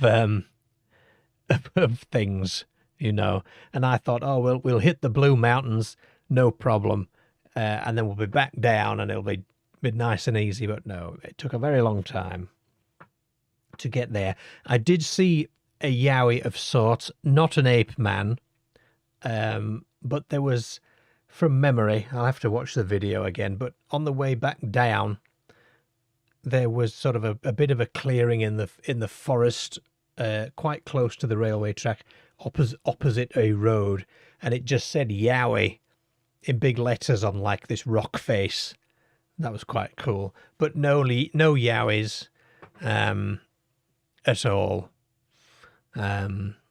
Japan's bigger because it's so sort of split out into the many islands and whatever, and all of that.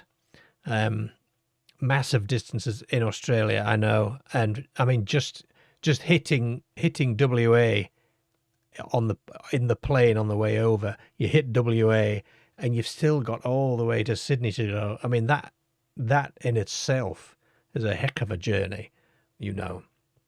And I think so much of Australia is probably unexplored, certainly by non-native people, of course. It just makes you wonder what on earth is out there in these sort of far-flung, rather remote places, you know. And even just in big cities, you know, the things people may see in regular daily life in cities is amazing, you know. I mean, and again, the size of cities in other countries. So you go to London, yeah, it's big, but you go to Tokyo, it's enormous. You go to Sydney, everything's enormous. You go to Toronto, everything's enormous. And just waffling on a little bit now. It's getting late, isn't it, into the night. In Britain, 100 miles is a long way.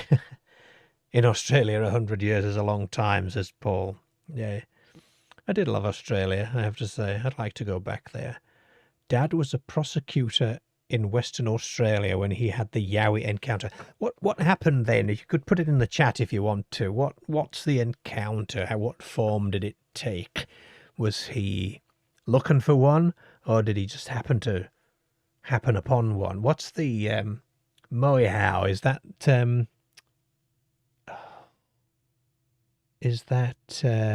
New Zealand, the Moihau?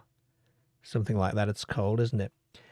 It's weird that we don't hear much about Aussie cryptids. Yes, Yowie seems to be the major one. The bunyip, of course, in Oz.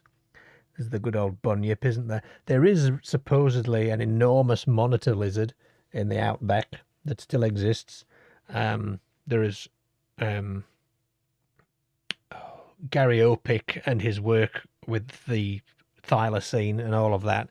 But yeah, I certainly don't know of many other Australian cryptids myself. Oh gosh, yes, Doug, the drop bear. How could we forget the drop bear?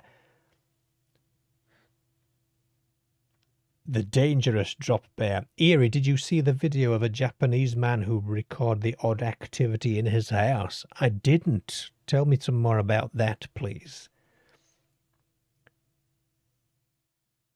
David Owen says, yes, it's always insane to me when I hear either England or England, Wales and Scotland are about the size of my home state of Alabama. Yes. It's a strange old world, isn't it? We've got more philosophical things here with Steadbot saying time could just be layers. I suspect it's not linear. If there are infinite realities, then there are infinite moments in time also. Everything just multi-layered and intertwined. And of course, therefore, happening all at once. So everything that ever was, that ever is, and ever will be, is already there, potentially. Folded upon itself, rather like what do you fold upon itself? Rather like making, gosh, this is getting older. What happens to you? What's the damn stuff called? Meringue. Like when you make a meringue, folding the eggs in. There you go. The universe is a meringue. How's that that's the title of my book. That's the upcoming book from Eerie's Vault. The universe is my meringue. There you go. Dad was prospecting in the bush, central WA, when he was walking during the night. Pitch dark, he walked right upon it. Good Lord. They were both really shocked. I'm not surprised. And how big was it? Was it a big one? Was it the same size as your dad? Or because I don't think they tend to be described as being enormous, do they, the Yowies? They're sort of a smaller individual. Gosh, I had a book about the Yowie. Where's that gone? I haven't seen that for a long, long time. Maybe it's on the Kindle. Might be on the Kindle. Westfield and the aerial schools are classics. They are classics, yes. Australia has one of the best UFO encounters, the Westfield School. Yeah, I have watched that so many times, and the aerial one, actually, so many times. And now the close third is this Virginia case, which James Fox is really, really doing a great job on. Those three cases, and the Welsh, the Welsh one that I went there last year to do some on-location stuff for the patrons. Gosh. Broadhaven. Yes. It's getting older. Ogres are like an onion. The universe is merely a meringue. There you go. Yes, indeed. It's a toroid or a meringue. I'll get my coat. Yes, not yet. You don't have to get your coat just yet. Yes. The man in Japan would find that his house had huge amounts of paranormal activity, from movement of items to a spirit moaning and screaming when the man threw boiling water onto them. Good God. I haven't seen that. If you've got a link to that, you could email me that, please. That'd be wonderful. The Yowie was 7 foot high.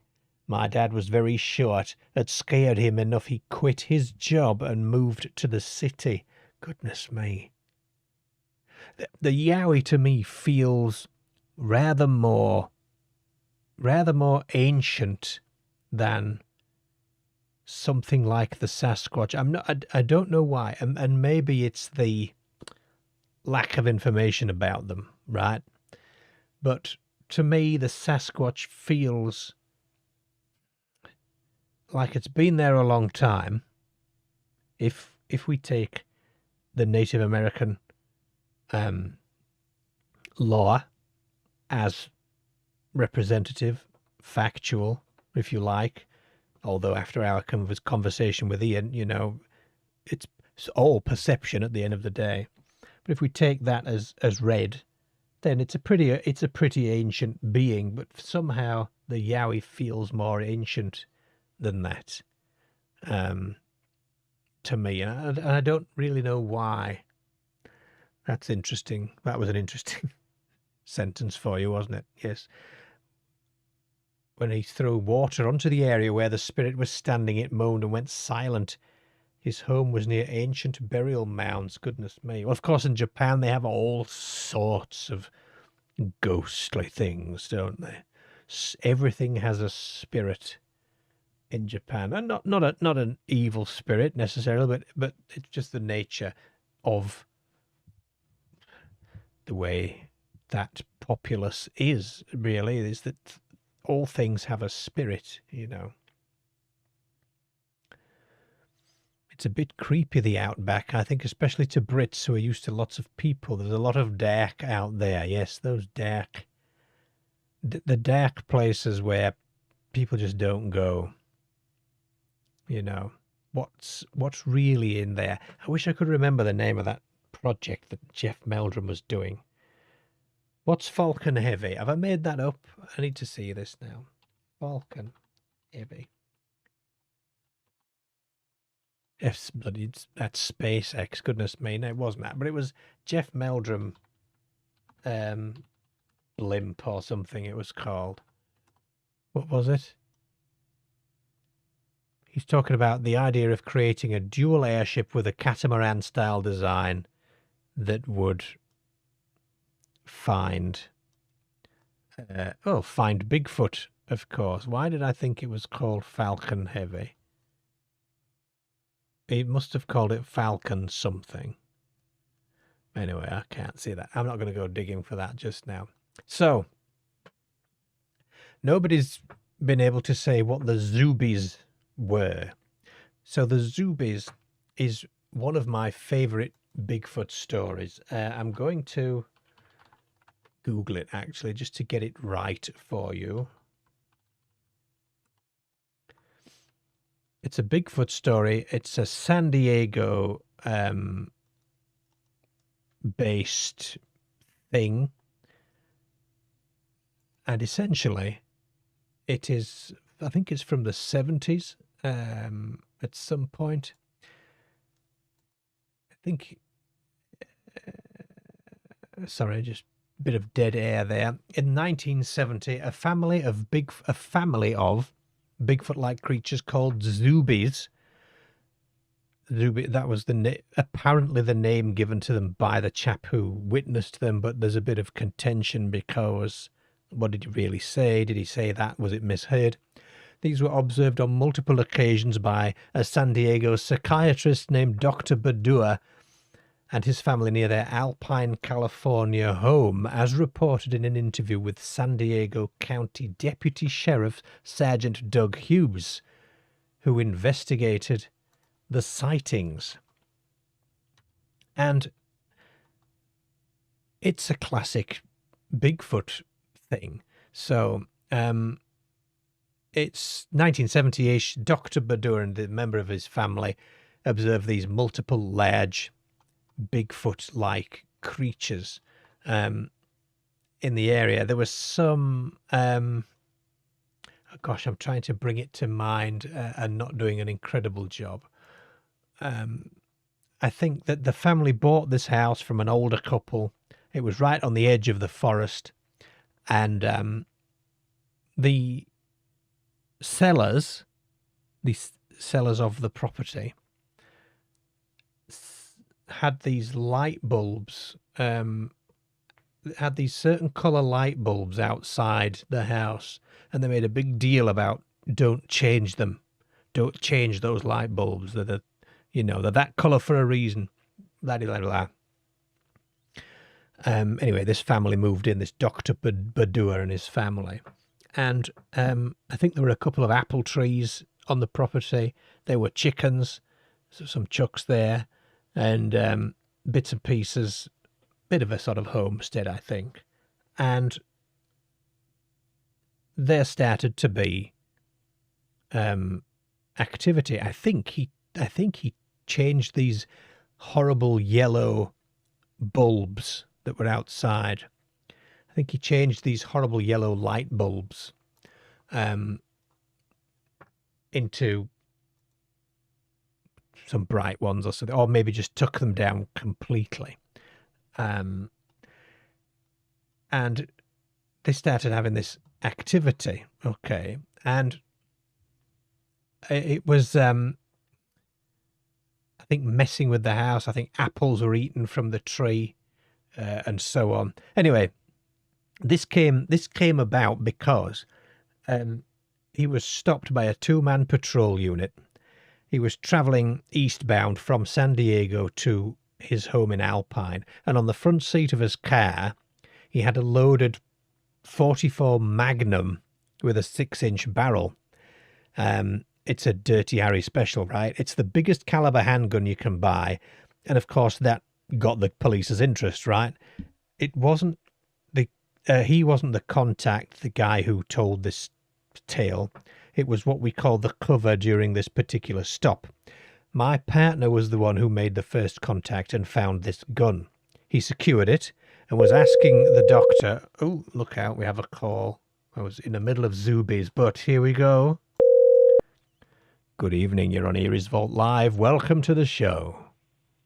Hello, Eerie. Hello. I found the video in question for you. It's by an uploader called YamaQ. I think I sent it on...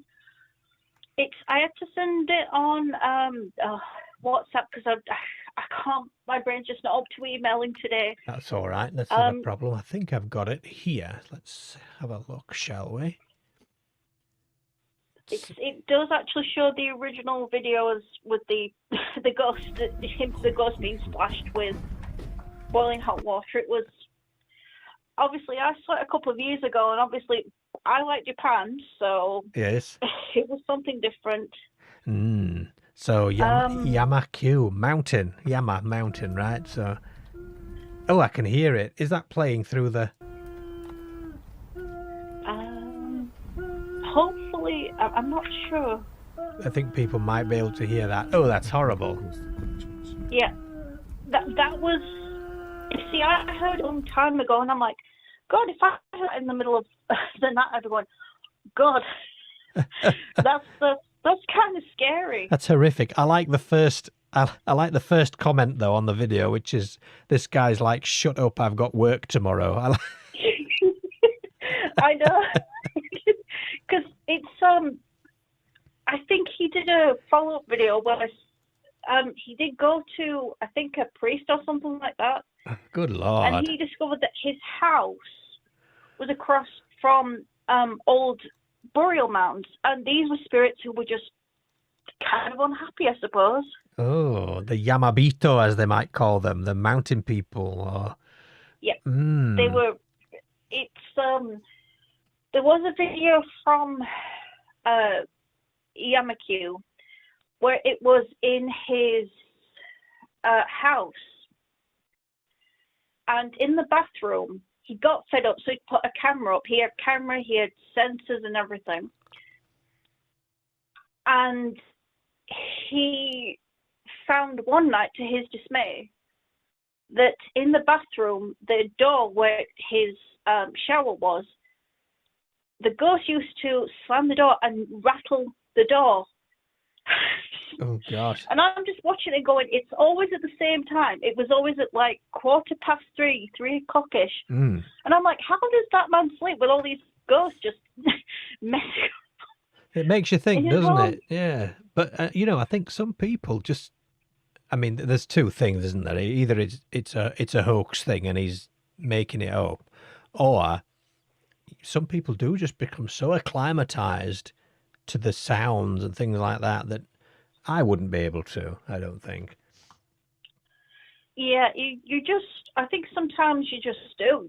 I mean, like I said, I'm watching it and I'm like, this man has cameras and sensors going on that you just like, it can't be faked. It's like in the video, he even has like a heat detector. I can't, sorry.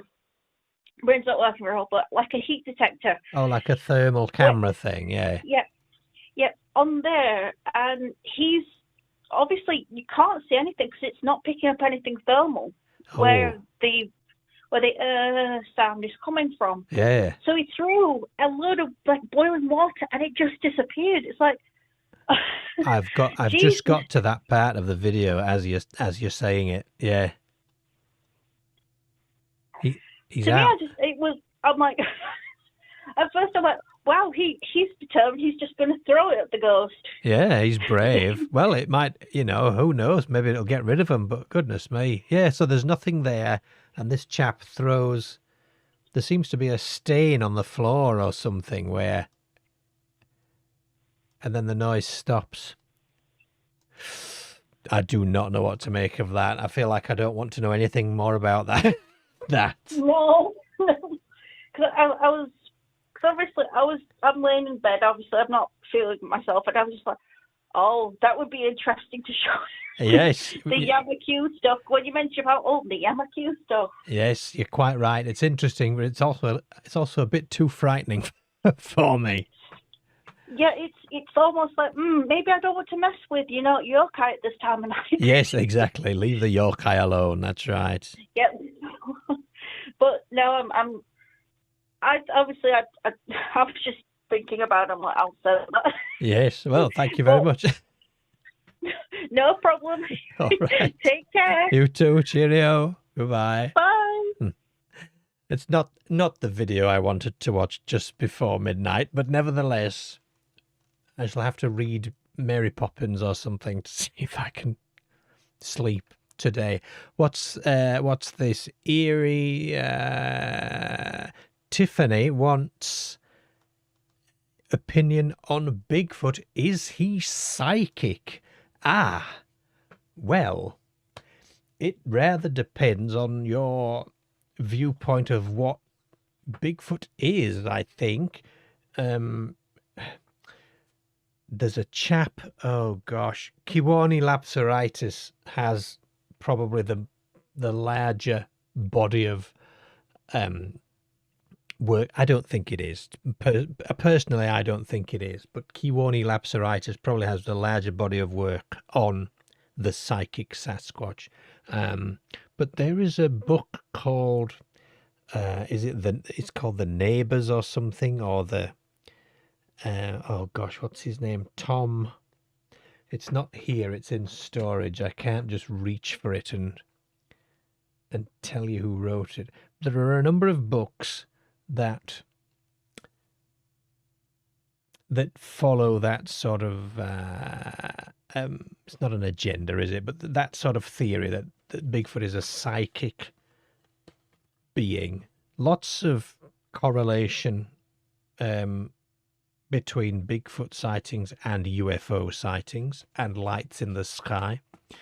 There's lots of correlation there, and I think sometimes, UFO people are not so keen on the Bigfoot being put into the same sphere, as it were. But, I mean, who knows? I've never had a Bigfoot experience. My feeling is that it's probably a person, which then it's a shamanic person then, you know. I sort of shy away from it's a big monkey anymore after a lot of the reading I've done. Let's put it this way. I haven't read anything yet that has really convinced me of the psychic part, but I think the stuff that I have read has probably been an extreme representation of that. I believe there's probably a gradient, as it were. So really, I'm not sure, but my sort of instinctive gut sort of reaction is no, I don't think so. But what do I know? And that's the beauty of our discussion, isn't it? What on earth do I know? Turns out nothing. Anyway, these zoobies. Okay, we'll tell you about the zoobies before bedtime. Let's kill the lines here so that we can prepare. So this guy gets stopped with a .44 Magnum revolver in his car. The cops pull him over. They say, "What the hell are you doing with this revolver, driving at this speed?" Okay. Dr. Badua said it was because of the zoobie, according to this policeman's partner. And so from there on, all our conversations throughout the department referred to whatever Dr. Badua had seen as a zoobie. Okay, that wasn't what the doctor actually called it, I don't believe, but it's just what my partner heard. He described it as a large, upright, walking, hairy creature, and Dr. Badua convinced the police and later other members of the department, including one of the patrol sergeants, that in truth he had had three separate encounters with these zoobies. One sighting was made by his entire family within the confines of his yard and immediate area, and at one time they saw 3 of these zoobies. Dr. Badua described a 6-foot-tall, maybe 7-tall creature. They were a father, and behind it was a mother and child. The tallest was very hairy and much larger framed than an ordinary man. What he described as the mother was about 5 feet tall, and the smaller one was about 3 to 4. There were very few homes in the area, probably 5, no more than 6 residences, and Badua's was the last home on the narrow road. Going back in this chap's memory, he says that his house was a quarter to a third of a mile off the main road used to get to his place, almost in a straight line due south of Alpine Boulevard. It's not forest by any means. The elevation's no more than 2,300 feet. The road goes east and up, and in about another 20 miles it climbs to 5,000 feet. No known bear sightings in San Diego County at the time. There are deer everywhere with coyotes and foxes, but no bears. Badua said that the seller was very evasive about these yellow insect repellent type light bulbs. And in fact about a lot of details. The property did have some acreage. He doesn't recall the size, but it was larger than a city lot. The property had some fruit trees. The house and the trees were surrounded by a fence. One of the complaints from Dr. Badua was that the fruit was being picked off the trays at the tops, not from the bottoms, and these trays were 7 to 8 feet high, maybe 10. Badua couldn't explain this, and he couldn't duplicate it. He also had a wind chime on one of the doors made of brass or some other strong metal, which frequently rang in blowing wind. At one point it suddenly turned up flattened. He couldn't understand that either. He also, Mr. Badua, made cast of a footprint, And apparently the police have photographs of that, but they're not given here. 4-toed, V-shaped footprints, 16 inches long and 8 inches wide, with the widest measurement across the toes. The man who was deeply involved was the patrol sergeant, not the chap giving this interview that I'm reading to you. He was so involved in it, in fact, that on his days off, he'd go up there and camp near the house. He'd take his older son along, and the two of them would camp out trying to get a glimpse of these zoobies. They never did. The Baduas made a habit to never ever go out after dark. But one night they were out with the son to call in their pet dog. In the dark, the boy thought he saw the dog near the corner of the house and called out to it. What he thought was the dog turned out to be the smaller Zubi. Apparently it had been laying down, and it got up and stood and walked the opposite way, joining the other two into the brush. Badua never ever used the word Bigfoot or Sasquatch to describe the Zubi. In fact, they made periodic checks throughout the night because most of the damage to his property was done during the night. So they would go up there. Badua was very convincing. And of course, he decided to arm himself with this gun. One particular story, and this is the bit I always remember, happened when the doctor got home after dark one night. They had chickens there, and earlier he'd called his wife to say he was going to be late and to remind her to feed the chucks before nightfall, which she did. When the doctor got home, he had to exit his car, open the gate, drove through and stopped, then got out of the car again to close the gate behind him. And when he did so, he heard a very low, guttural voice say, "Here, chickie, chickie, chickie," mimicking what the wife was saying, "Here, chickie, chickie, chickie," to feed the chickens. That would be it for me. I would be the hell out of there. I would be right out of there. Apparently there was a pungent smell like rotting garbage. He put cameras around the house with tripwires, but he didn't get any photographs at all. The doctor had a real close sighting of one of the Zubis.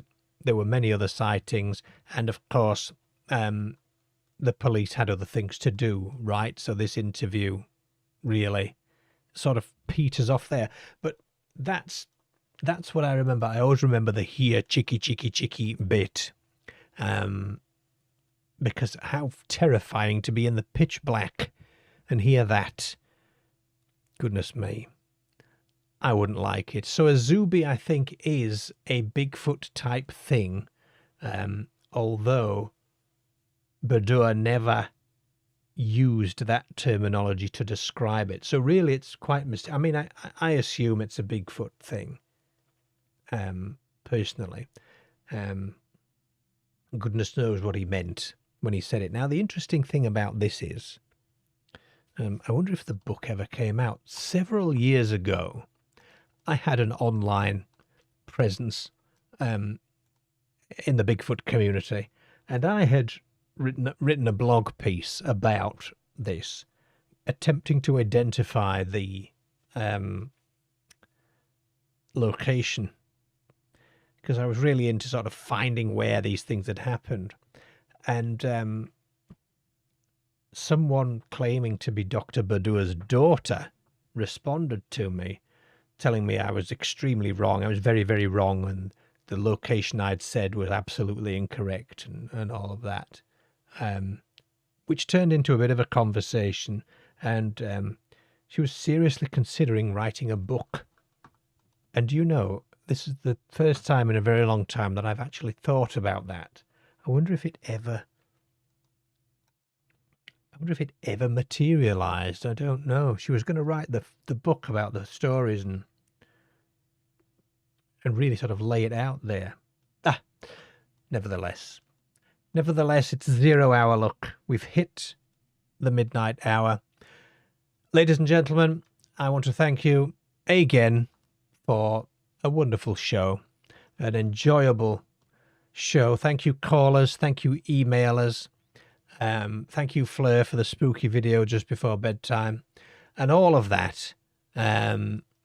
Yes, a wonderful show. Don't forget, we have a new video coming out on Tuesday. Some more strange humanoid encounters for you, including the dwarf-like creature that moves like a marionette. Goodness me, that's a spooky one. Plus some others, once I've done the voiceover and edited it together, that is. Thank you all ever so much. We will catch you again in 2 weeks' time. Even though the VT earlier said every Friday, it isn't. So what are we today? We're the 13th. So the next one will be the 27th of February, which will be here before you know it. Ladies and gents, thank you very much indeed. I'm waffling as I frantically search for the right button to press, and I found it.